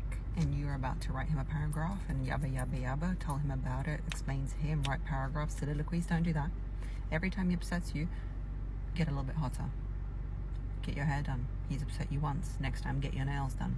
Next time, get your skin right. Next time, go to the gym. Literally make it a habit. Every time he does something you don't like or upsets you, you just get hotter. Think about it. Oh. So what Margarita is describing here is channeling your energy, shifting your energy actually into a different place, because anger is energy. Now, you can give that energy back to him by telling him how much he upsets you, or you can start to channel and shift that energy into away from him. And when you feel all of that anger, you say, okay, I'm going to channel this into something that can actually reap me some sort of positive reward. So even if I know that this might sound horrible, but even if, you know, the anger upsets you so much, you just want to punch a wall or go crazy and scream, you go to the gym and you live extra heavy. Do your RDLs, do your squats, do your whatever you want to do, okay? And just go crazy, okay? In the gym. Feel that pain if that pain makes you feel better. And then that's a way of channeling energy into something different. That way, by the time you finish that workout and you kill that workout because you were so angry at him, now you look even better. All right. And now you've got a glute pump. And now when you go out, everyone's staring at your dump truck. Okay. So positive things, even from what we would describe as a negative emotion, right? But it's understanding how to shift your energy into something different. Does that make sense? Right? Stop looking for closure after a breakup. Closure after a breakup is a scam. All she gonna do is make you feel bad for everything she does. Women will never take accountability for anything they do. A woman will rather go to the grave than to admit her mistakes. In her eyes, everything is your fault. No matter how rich or broke you are, a woman is still gonna cheat. You can be a rich guy. What? She'll cheat on you with somebody that's broke. You can be a broke guy. She would cheat on you with somebody that's rich. You can be a fat dude. She would cheat on you with somebody that's in shape. You can be a guy that's in shape. She'll cheat on you with a fat dude. You can be a short dude. She could cheat on you with somebody that's tall. Or you could be a tall dude and she could cheat on you with a guy that's short. The point I'm making is no man is safe. Any man can get cheated on. It's your fault she got the Mario coins knocked out of her. It's your fault she got put through the mattress. It's your fault she got her head put through the wall. It's your fault she got DDT'd on the floor. It's your fault she got bent over the balcony in Miami. It's your fault she got baby making juice splashed in her face. It's your fault she got cream pied by another man. It was your fault she was bouncing on this wood like a trampoline. It was your fault she was getting her cheeks blasted by her coworker. It was your fault she slept with her boss for a promotion. It was your fault she put her face in his life. It was your fault she was flashing her fun bags for beads at Mardi Gras. It was your fault she had a one-nighter with a bartender, a musician, or a guy with a motorcycle. It was your fault she got drunk at the bar and got passed around like a hot potato. It was your fault she killed. This goes on for 1 minute and 43 seconds. Who sent this to me? Take responsibility for your actions. Who sent this to me? Trying to be funny? Okay. That was kind of funny. I won't lie. Who sent this to me, though? Take responsibility. 3 signs. No, we're not doing this again. We're not doing this again. We're not doing it. Wait, let's actually see. Chat, tell me, are these signs real? 3 signs that when you want to smash a guy, are these signs real? Maybe we'll learn something here. Okay, let's see what he has to say. 3 signs she want to smash. Number 1, she gonna be like, damn, you smell so good. She gonna be sniffing all over you. So that's why it's very important for you to wear cologne, keep a fresh cut, make sure your clothes is nice. You know, make sure you wear clothes that fit you. Don't be a big boy trying to wear little boy clothes, and don't be a little boy trying to wear big boy clothes. And that being said, any type of compliment she give you, she wants. A woman is not gonna compliment you unless she wants something out of it, unless you ugly. But if a woman tells you you smell good, she wanna eat you off the bone. She wanna see how you smell with no clothes on. No woman in their right mind is gonna tell an ugly man that he smells good. If you smell really good, that good smelling cologne gonna do the talking. Number 2. Eye contact. A woman is not gonna stare in an ugly man's face for more than 5 seconds. You're gonna have 2 seconds to get out her face. If she keep looking at you, smiling and blushing with that aggressive eye contact, guess what? That's code for she want to rip your clothes. Right now, she doing it with her eyes. When she want to smash, the only thing that's going to be coming out her eyes is them heart emojis. I promise. I'm telling you what I know. Number 3, if she get touchy feely. Any excuse to touch on you, whether she touch on your arm, your shoulder, your leg, or, you know what I'm saying, if you got your back turned, she want to rub on your back, give you one of them little massages. Yeah, she gonna find any reason to touch you. She trying to work her one on the low. She trying to see how your skin. She want to know how you feel by just grabbing. Just know she want to smash. Once she get to this point, she's not being loyal. She's telling you she want to bite a hole through your box. Especially if she's play fighting with you. She want to test your strength. She wants you to throw her up against the wall. If you're struggling with your confidence and you don't know where to start, go ahead and cop my new ebook. I actually don't think that his points were that off, right? Actually, a lot of his points is what I teach you guys to do to show men that you subtly like them, without actually saying it. I don't advise you to compliment men. I think that you can do that with eye contact and body movement and things like that. So I don't think that his advice was all that bad here. I just think that for some of you it may be a little bit less believable to feel like he has the experience, but that's neither here nor there. Okay, let's go on to the next one. I do forgive. I just don't forget. I am an overthinker, so I will always remember exactly what you did to me. Precisely how I felt. I have no idea what this means, chat. You're gonna explain to me what this means. Sometimes I know some of you are Gen Z. I'm Gen Z too, but I'm like an older Gen Z, so maybe our Gen Z is a different Gen Z. Sometimes you guys send me I don't know what this is. I have no idea what this is. I really don't. Okay. If someone can explain this to me, I don't know, right? Someone says, Rula is the men with the strong neck. Rula makes yelling videos. Which one? There's lots of people that yell. Rula is a creator. Oh, he's a creator that yells? I just don't forget. Oh, vibes. Guys will do the bare minimum and expect you to sleep with them just because they did the bare minimum and did something that they were supposed to do. Guys will do the bare minimum and expect you to sleep with them just because they did the bare minimum and did something that they were supposed to do. Vibes. I agree with that. I agree with that. Which is why we actually talked about this today. You don't want to make allow men to have the leverage over you that when they do something nice for you, they kind of put you in a position where you need to pay them back. Because there's usually only one way they want to accept payment, and it's not money. Okay? Age gaps in relationships. Is that your personal preference? Do you find older men to be more attractive? In that case, you need to find out why you find older men to be more attractive for you. Because based on my experiences and my observations, there are myriad of reasons why. Wait, first, before she goes into it, do you find older men attractive, chat? Yes or no? You would find more attractive, sorry. Older men to be more attractive, and you would get along better with older men, and none of which are positive. Most of them are trauma responses. Hi, I am the kind of woman who finds older men to be more attractive.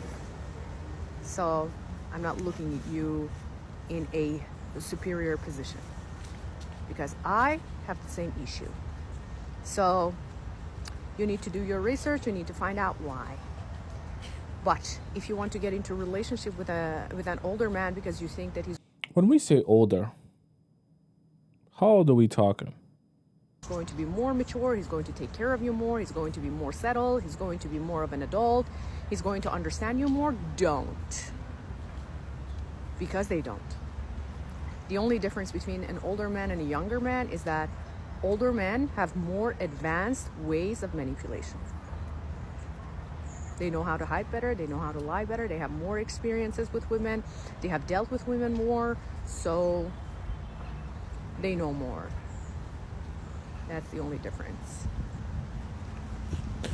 So it sounds a lot like her name is Truth Teller, is trying to explain to you this concept that I mentioned in one of my shows. Okay, I'm not the first one to come up with this concept, but I mentioned to you in one of the shows, men are the same everywhere.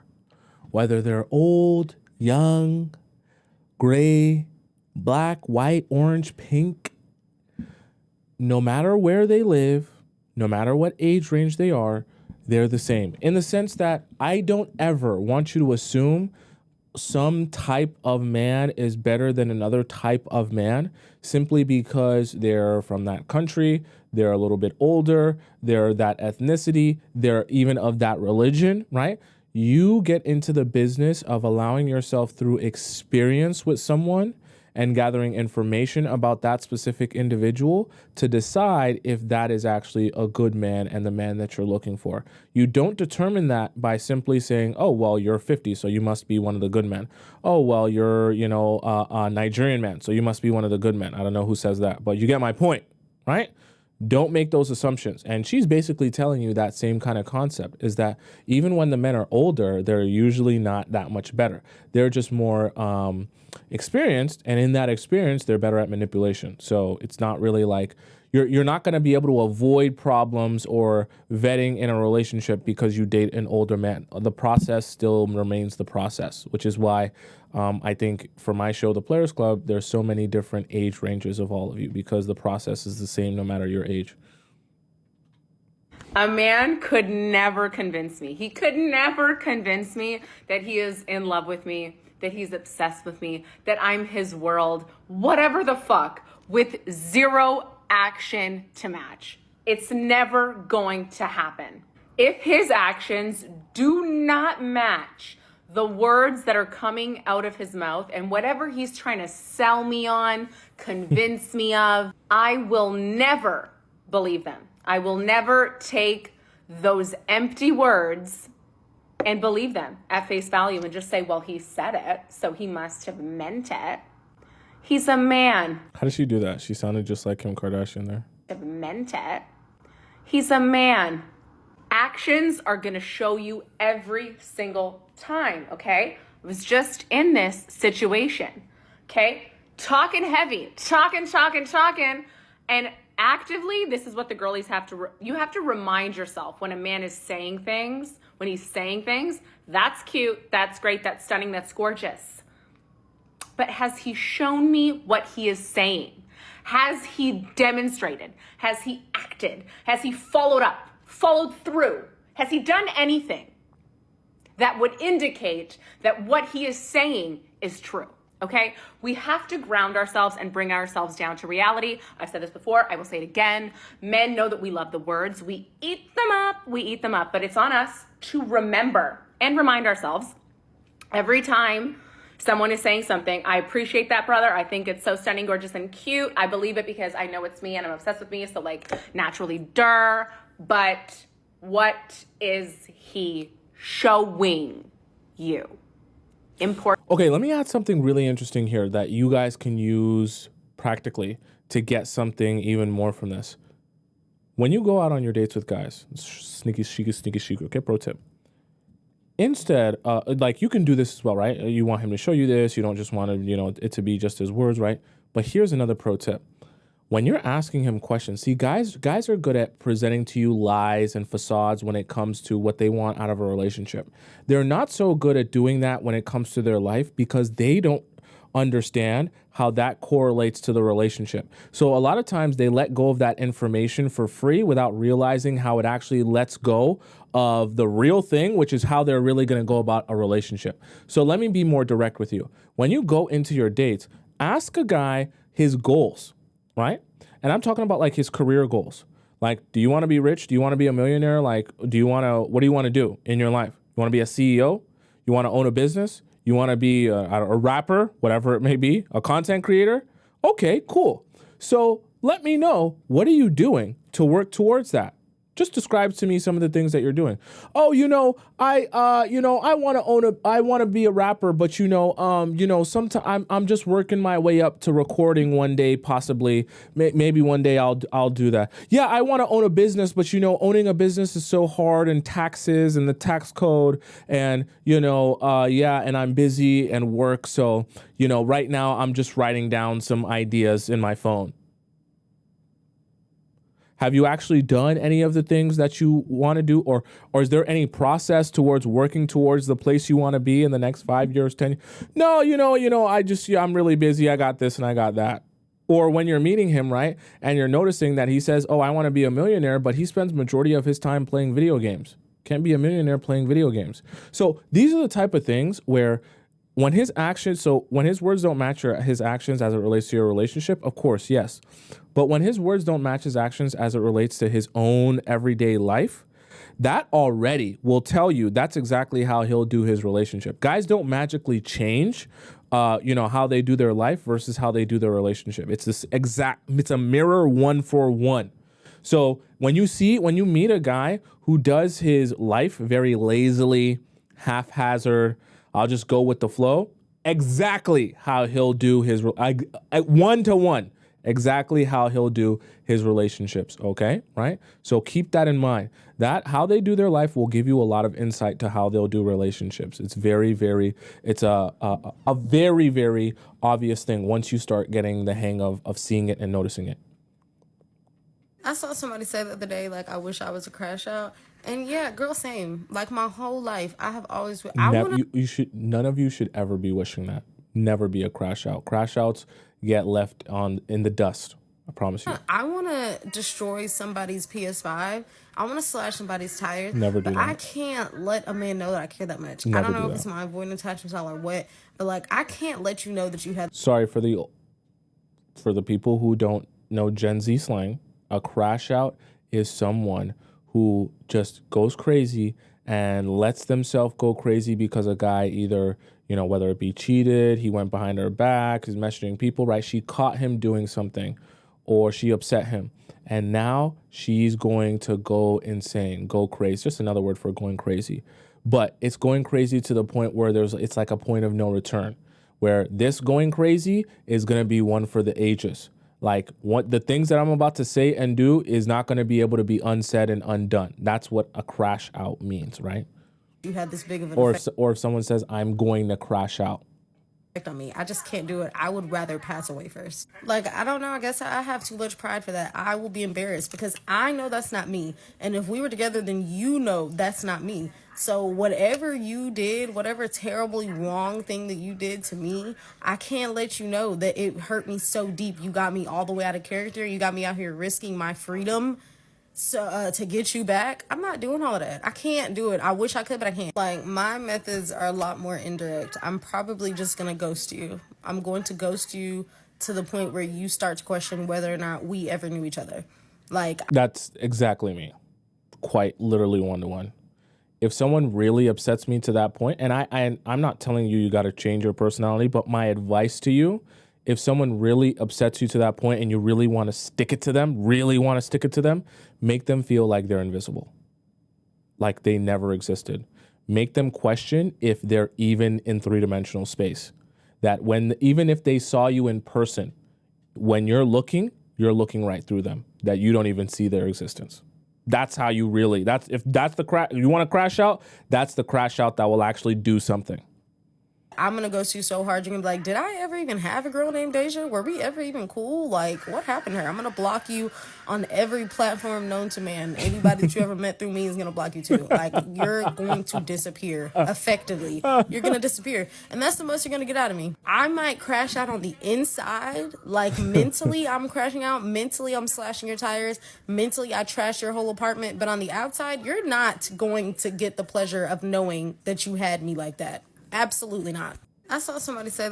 Yeah, I love this. And obviously, we all have emotions. It's not about not having emotions. It's about understanding if you get to a point where a guy disrespects you so badly that you feel it's necessary to crash out, realize, I'll say going crazy for those of you who don't understand the terminology. Going crazy doesn't actually change anything. right? And the craziest part is you might think, oh, well, it'll make me feel better. It actually won't. Because what will happen after you do the crashing out, after you do the going crazy, you'll start to feel shame for being that low of a version of yourself, right? When you actually do that craziness, you slash the tires, you break the windows, you throw the PS5, you break the TV, you're gonna feel like a really, really low vibrational version of yourself. Like, wow, I really stooped that low and allow myself to get that bad. That's kind of embarrassing for me. And instead of feeling like empowered by the situation, you're just gonna feel shame about it, which is even worse, right? And that can send you down a downward spiral. Then you can actually put yourself in a worse position because the shame you feel might make you say, well, maybe I should apologize for doing that thing to him. Now you're in a situation where a guy wronged you, but you're coming back to him and apologizing to him for what you did. And it's just a whole mess. It becomes a whole mess. Don't do that. Please don't.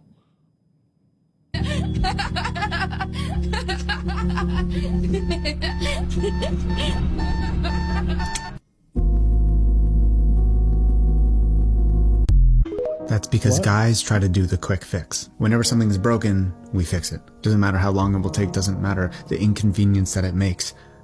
We will try our best to fix it. We hit the gym every day to quiet the thoughts in our head. We talk to girls on the apps to fill our egos. We drink lots and party hard to surround ourselves with people so we don't feel alone. But when the time comes and it's something that we can't fix, and we are all alone, that's when the quiet strikes and we start to fight. Yeah, pretty accurate. I think that's the main reason why for girls, their happiness goes like this after a breakup, right? And then after a while, it skyrockets as time goes on. And for guys, it starts off high and then it kind of just falls off of a cliff. It's honestly true, right? Because a lot of times guys don't want to process their emotions or what they feel or even the regret that they might feel. And they just want to stick to, I feel good, I'm fine, it's whatever, right? Suppression. Right? That's like the most awesome tool for men. They like to suppress everything. But we all have emotions, so eventually they feel them. It just comes a little bit later and then a lot bit harder because you're not processing them. But trust me, it happens to the best of us, okay? And eventually, sometimes you realize that's not the way to go about life as a guy, okay? But it is true. Who's the cute boy with the white jacket and the thick accent? What is it that you guys are sending to me? What the hell? All right, chat. Let's hop into our next segment here, okay? Our next segment, you guys should know what's coming up if you're aware and you've been part of the show for long enough, okay? And you are an OG Players Club member. Please spam it up in the chat if you know what's coming up because it's a very special time. It's an amazing time. It's a time where you're going to laugh and you're going to cry, okay? Don't look at your watch. Don't look at your clock. Don't look at your phone. Don't look nowhere else in your home. If you don't know the time, I'm going to tell you the time.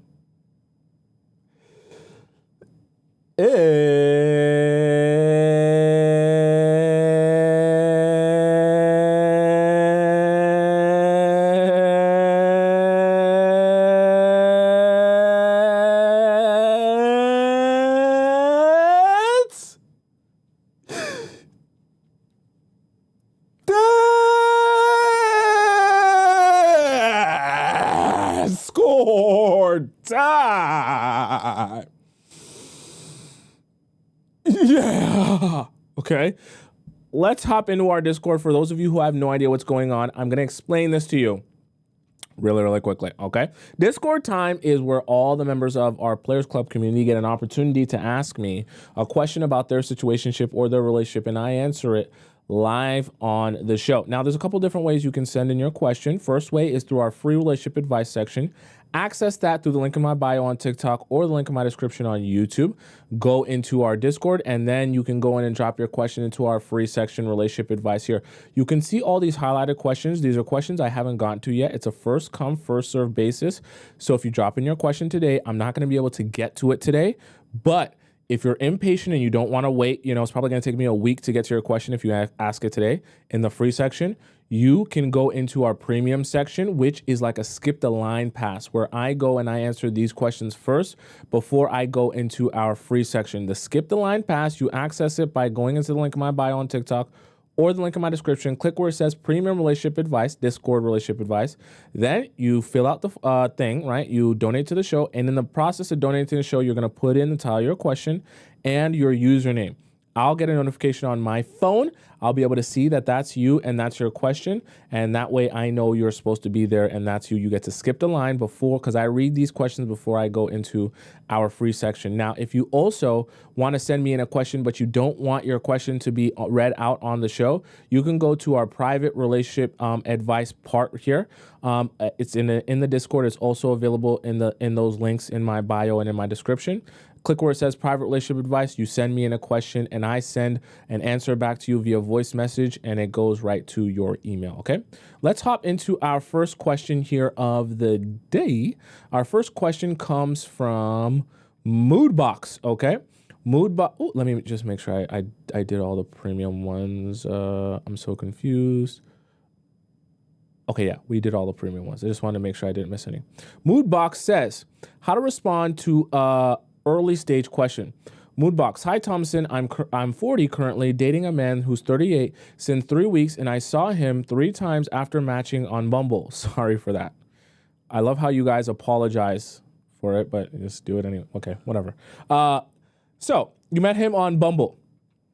I applied all the 3 rules you suggested so far, except for the dates usually last 3 hours. I advise 2 hours of in-person time, transportation not included, getting there and back not included. Just this, when you're actually there, having conversation with him, 2 hours max. Last time on the 3rd date, he said he sees serious potential, that I'm special, likes my pace and my seriousness, and that he is not willing to date other women. Okay, great. So all you have to say is okay. He asked whether I was seeing other men. I just answered jokingly that I work so much, I was not sure if I would have time these days. He asked twice, a second time, and I told him I preferred taking my time to learn each other better before deciding anything, that if we decide to become official someday, then things will change. He agreed, seems okay, but I know he is going to ask again. I'm always trying to avoid the subject in the early stages because I'm open to other options. Not that I plan to go out on dates with other men, but I wouldn't say no. What do you suggest I tell him next time to pace him? I always struggled with those questions about exclusivity in the past. Also, on Sunday, he invited me to go on a weekend trip with him just before Christmas. That would be after 6 to 7 weeks of knowing each other. I told him that we can talk about it in 3 weeks again and decide. Would that be too soon or too risky? What do you suggest? Oh, master, thanks for your advice. You guys are funny. This was a... Okay, so... Wait. You said... Today he told me that he isn't willing to date anyone else and wants to pursue a relationship with me. I just replied that I'm open to exploring the idea, but with time. He agreed and told me that he will respect my pace. This is perfect. Also, asked why I never answer to text or phone and told him that I'm not too good with the phone. Tomisin can be proud of me. Okay, Moodbox, you're actually doing a lot really well here, which is why you're seeing a lot of good results here. So what I mean by that is this is good. He's pressuring you, pressuring you in a good way to I want exclusivity here. Like I want, I really like you. I want this to go to the next level. It's great. You just keep telling him, I'm open to dating other people. You don't have to say I'm dating 12 other people. You just say I'm open to dating other people. I'm still technically a single girl, right? You're not saying I don't like you, but you're also not saying I'm all yours. That's good though. You don't get worried in telling guys that I'm not all yours, especially when he hasn't actually committed himself to you, because you want to leave some room there for, hey, if you want me to be all yours, then take the next step, right? It's like a hint, hint, wink, wink type of thing.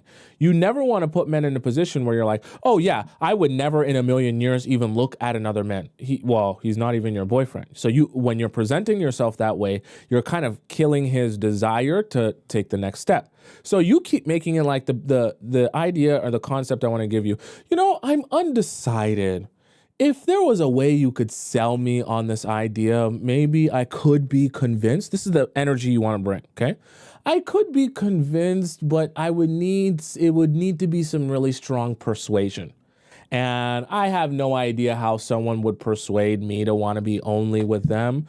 But if someone figures that out, maybe I would consider the idea of being with that person exclusively. But until then, I'm open to different things and exploring my options and, seeing how things go. Now, obviously, you're not actually just seeing how things go. You're analyzing information and you're very aware. But presenting it like that allows him to feel like, oh, this is on me. So if I want this to be more than just, a casual relationship, I must take the initiative of making this more than just a casual relationship, right? You're kind of indirectly putting the ball in his court and saying, you do what you feel you must do here. I'm telling you, I'm open to the idea of being with you, but I'm not the one that's going to force you to do that. I'm also not the one that's going to ask you to do that. So if you're asking me for exclusivity, the way you do that is not by asking me if I'm dating other people a million times. It's by asking me to be your girlfriend. Eventually, right, he's 38, okay? I'm sure he's intelligent enough to figure out eventually the way he gets exclusivity is by actually asking you to be his girlfriend, not by just continuing to talk about, hey, me and you, we should be a thing. Are you dating other people? No. Ask you directly, or don't bother asking at all, because the answer is going to be the same all the time. You can just keep repeating that same answer. I'm not sure. I'm open to all different possibilities and things like that. Now, as it relates to going on this weekend trip with him, right, just before Christmas, I want you to ask some questions here. What did you have in mind? Where did you want to go? And what were you thinking in terms of itinerary for the trip? Let him tell you what he thinks the trip should be, what it should consist of, and how he would go about it. The reason I say that is because you want to get a sense, is he trying to take you on this trip and actually make this like he wants to woo you on this trip? In which case, that's fine. Let's see what you got. Or is he kind of in the sense where it's like, hey, yeah, come on a trip with me. Let's just have fun and maybe sleep in the same bed. Let's smash, and then I'll go about my business. So the reason I'm saying this is use your questions to get a sense of what his vibe is when it comes to this trip. Is he wanting to make this like a romantic thing where he wants to kind of show you how serious he is? Or is he making this a thing where he's just kind of like, whatever, let's go on this trip. Maybe we can sleep in the same bed and sleep together. So use your questions to determine that. As it relates to texting and phone calls, good. You're doing a good job. Chat, let me tell you all, whenever a guy is complaining about how much you don't text or call, perfect. You have a lot of power then. That is a perfect situation that you want to be in. When he's complaining about how little he gets to talk to you, what do you think he does? He tries to talk to you and see you more. And that's always a good and absolutely perfect place to be, okay? We just got a premium question. So let's go into our premium question. I told you premium question, skip the line question. So I see that this person Sherilyn donated, and she sent in her question. So let's go on to our next question here, which comes from Sherilyn. She says, hi, Tomisin and chat. I'm 31, and I've been attending an interest-based meetup for about a month. Okay, that's like a dating place where you can meet people based on interest. Okay, that sounds good. A month, and I met a guy who seems slightly younger than me. We share a lot of interest, have good conversation, and have attended other meetups together, okay? He texted me a few times inviting me to events, which I found sweet, but I had to decline. However, once he invited me to an event in a neighboring country, mentioning he'd book a room for two. No, you don't know this guy long enough to be doing that, okay?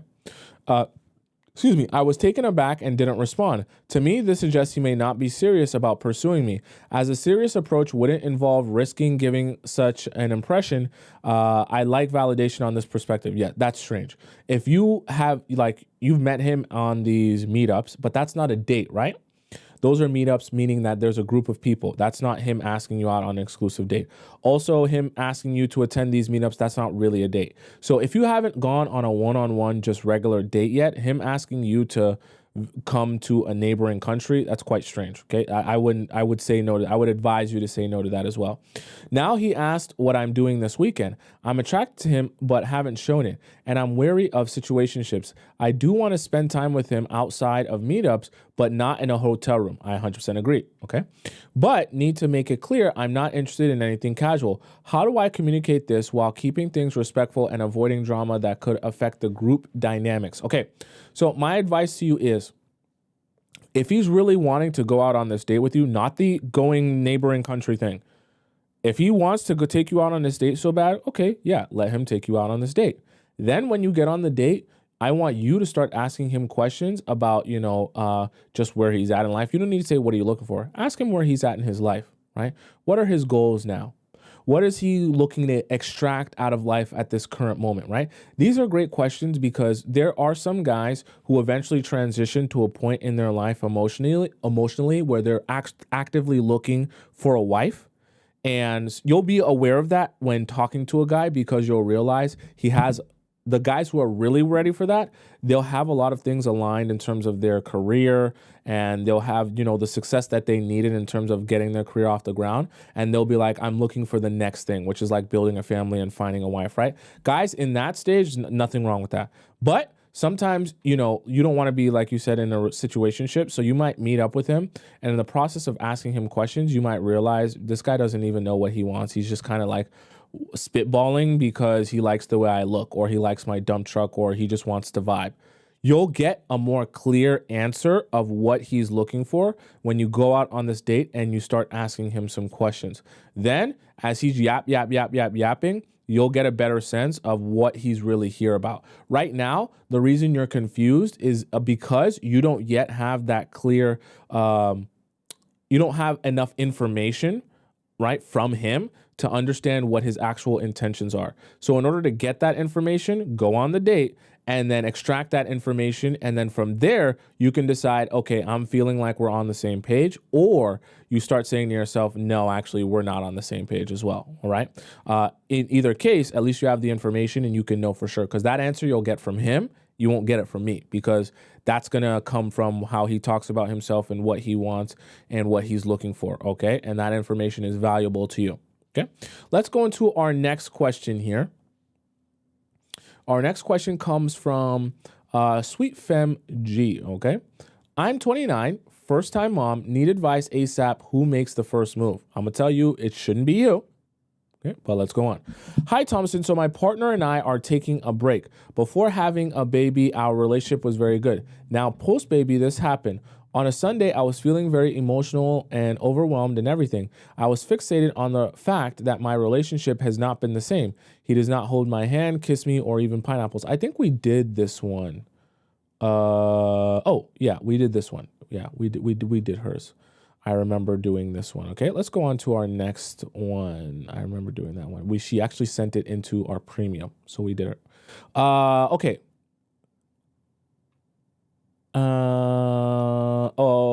I think the guy I like likes me too, but I don't know if I'm reading it wrong. He acts like he likes me, but I honestly don't know. He doesn't really act that way with anyone else that I've noticed. He always looks at me, and sometimes he smiles when I notice him. Sometimes he lets me finish his food. What?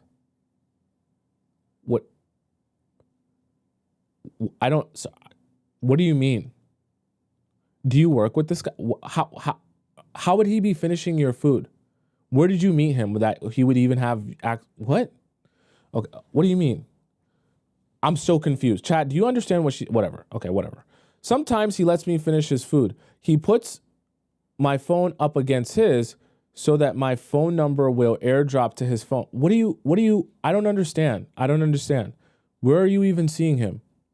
I don't understand. You're saying you're not sure. Where are you seeing this guy? I don't get it. Does that mean he wants to talk to me? I don't even know where you're seeing. I don't understand the context here. Why don't you explain where you're seeing him? Okay. Coworkers? I don't know. Do people sharing, someone said middle school. You guys share food at work? Okay.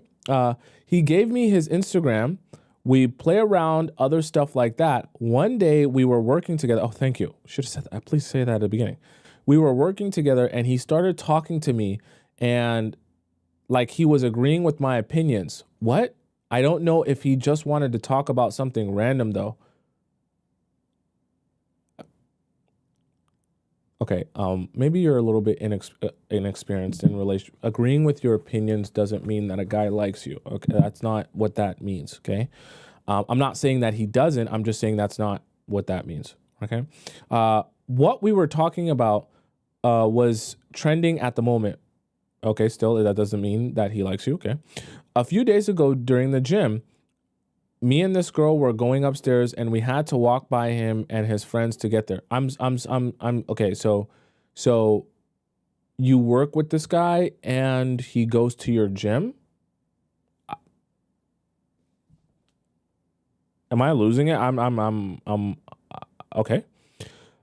And I saw his head turn towards me, but I don't know if if he was just looking at us and I'm being dumb or. Later that day, he was like hanging around me the entire time. What do you mean? Is he not working? How can he he's on the clock. As if he wanted to be around me. He should be wanting to make money. Where is his boss? Where's his manager? Why is he able to just hang around? I was putting something together and he just kept coming up to me nonstop, doing nothing. So you mean during work, he's doing nothing? But stand there or do a little dance. How is he not getting fired for this behavior? I don't understand. I really don't understand. He saw my name on the board and that I had to mix up some paint. So what the hell is going on?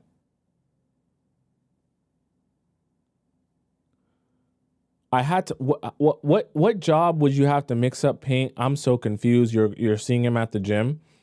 Let's go mix up some paint. But then the girl I was working with came back, so I had to do it with her instead. Chat. I don't know what's going. Can you? Those of you who know what this means, maybe I'm just confused. I don't even know where we're at here. I don't know. Someone said elementary school. I don't know what's going on. I don't know what job this is. I don't know what department they're working in. I don't even know what area of the world we're in. This is very confusing to me. Right? Someone said Home Depot. Okay, maybe. But like, did he want to do something with me just because? Is this work or not? I'm confused. What type of job is this where nobody works? Or did he want something to do? Like, he could have wanted to help anyone else, but he wanted to help me? See, but this is why context is important. Are you working at Home Depot? Were you working in a department or trying to reach a shelf that you can't reach? I just don't know the context of what you're even referring to. Okay. Also, my friends say he likes. So wait. Okay. But he could just really be friendly, even if he doesn't act like this with anyone else. But your friends aren't observing anything that's going on with you at work, though. I don't know. I guess I just need to be told if he actually likes me or not. It's also kind of weird, I guess, because we have the same last name. What? We aren't related. What? Okay. What? And he's like 3 years older than me. So what? I think, honestly, this was the most confusing message I've ever read in my life. I have no idea how to answer this. Someone said, did he work? You're funny. You're going to have to resend in your question and add proper context. I don't know where you work. I don't know what department you're working in. I don't know what the context of this job is, why he would be coming up to you. I don't know, like, do you work in the same place, in the same area? I don't get anything that's going on here. And in fact, I'm so confused. I don't even know how to answer this because I would need so much context to understand why he might be. In what place can you just hang around and still get paid? I don't understand that. And also, you're saying he works with you, but he also goes to the same gym as you. I'm confused as well. I don't understand the context of your relationship, friendship, or work I don't know. I don't know. You're talking about mixing up paint. I don't know what this applies to. I don't know what setting this is in. You're going to have to resend this in with all of those facts. I'm so confused, okay? Let's go to another premium question. You guys sending them in right as we're going here, okay? I can see that you sent in a premium question, okay? So, Princessin, we'll do you, okay? Hopefully yours is a bit more cohesive here. What do I do? Hi, Tom. I just went on a date with a new guy. I ended things with the last one because we didn't align for many reasons. I'll save the details. This new guy has been chasing me, showing high interest. I barely text him, so he set up a date.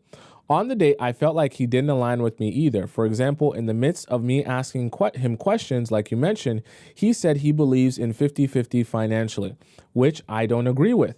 Since I only date men who want to be full providers, perfectly fine. This is great. Well, that's why questions are great. Now you've identified we ain't gonna vibe. We ain't on the same page. They not like us. So that's okay. That's how you say to yourself, okay, great. I'm glad I knew this and I only had to take one date to realize it. Although he did pay for the date, he wasn't as much of a gentleman as I prefer. Most of the guys I date bring flowers, open doors. He walked ahead of me in the rain on the way to the restaurant, which threw me off. We live in NYC, and it's true the streets are typically crowded, but I didn't feel safe in that moment. I had on heels, and I wish he would have walked beside me just in case I slipped in the rain. That's not really a gentlemanly thing type of thing to do. Especially in NYC, there's crackheads on every corner, right? He's not even gonna, that's not good. Okay, that's not good, okay? Then during the date, he called his friend at the table and started showing me off to them. What?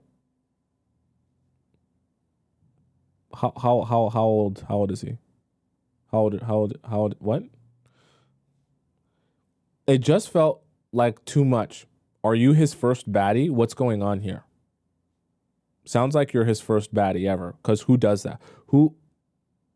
Anyways, I don't want to diss too much. The next day after, he kept calling me, you're his first baddie. Yeah. I sent him a text saying I'd rather not continue. You don't want to be a guy's first baddie. I'm telling you the truth. You don't want to be his first baddie. He's still been reaching out, trying to understand why I ended things, saying he plans to move closer to me and he wants to work it out. You're definitely his first baddie.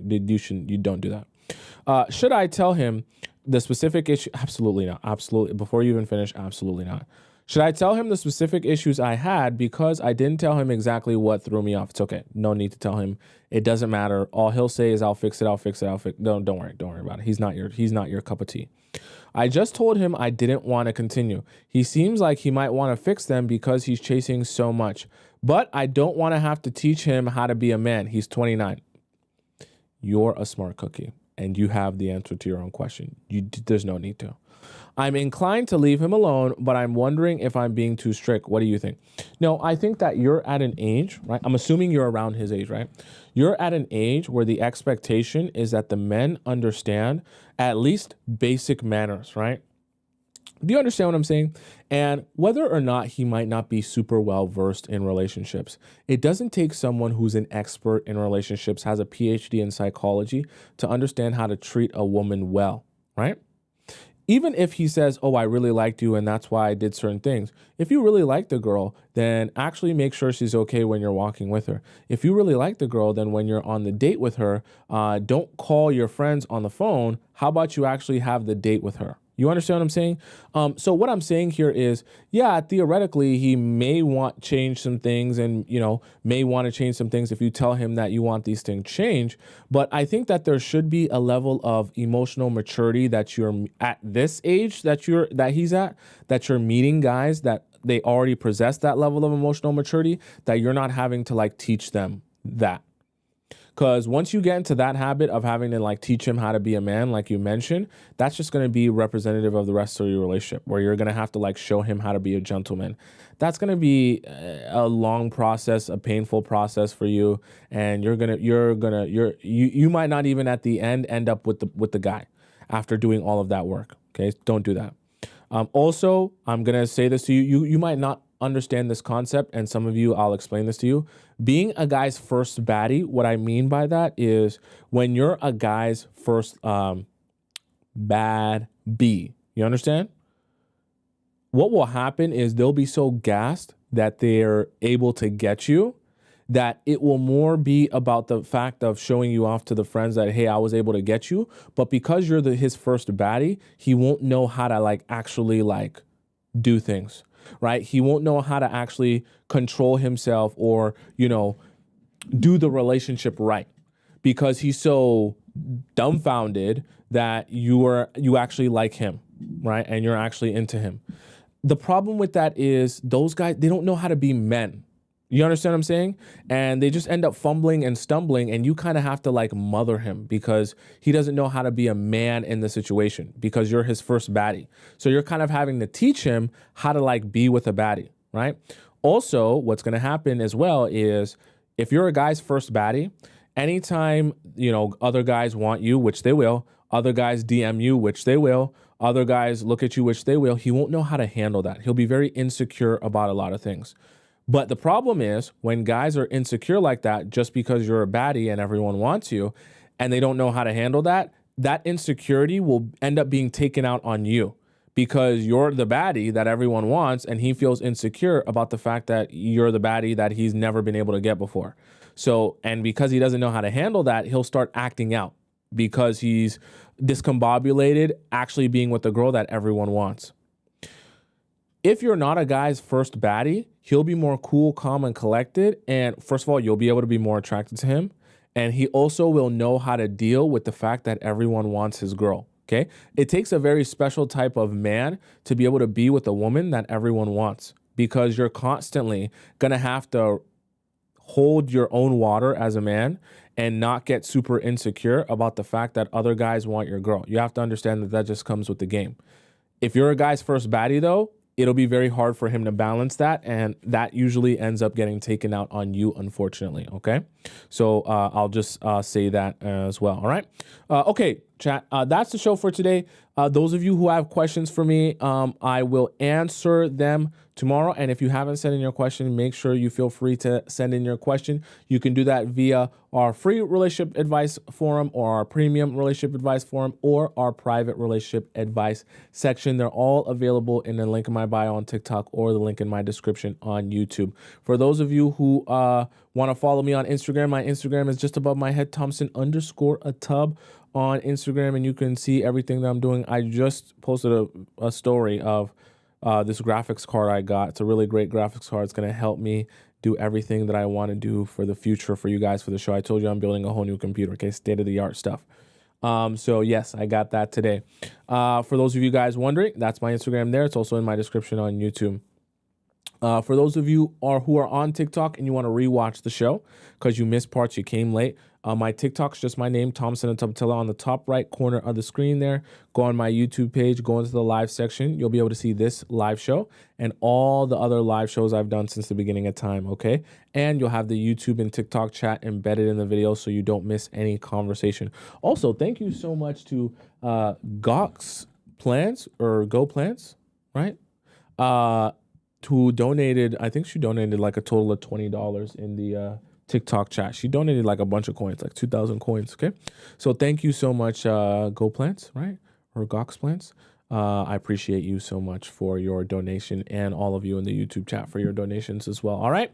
I'm here every weekday chat Monday to Friday at 4 p.m. Eastern Standard Time. So I'm going to be here again tomorrow at 4 p.m. EST. Figure out what time that is in your time zone. And until we meet again, goodbye for now. Hasta la vista, sayonara, adios, arrivederci, ciao, salam, bon voyage. And I'll see you again tomorrow at 4 p.m. Eastern Standard Time. Hopefully no technical difficulties because I know today we kind of did 5 p.m. But it's okay. Tomorrow's 4 p.m. All right? I'm going to try my best. All right? I'll see you tomorrow. All right? Bye for now.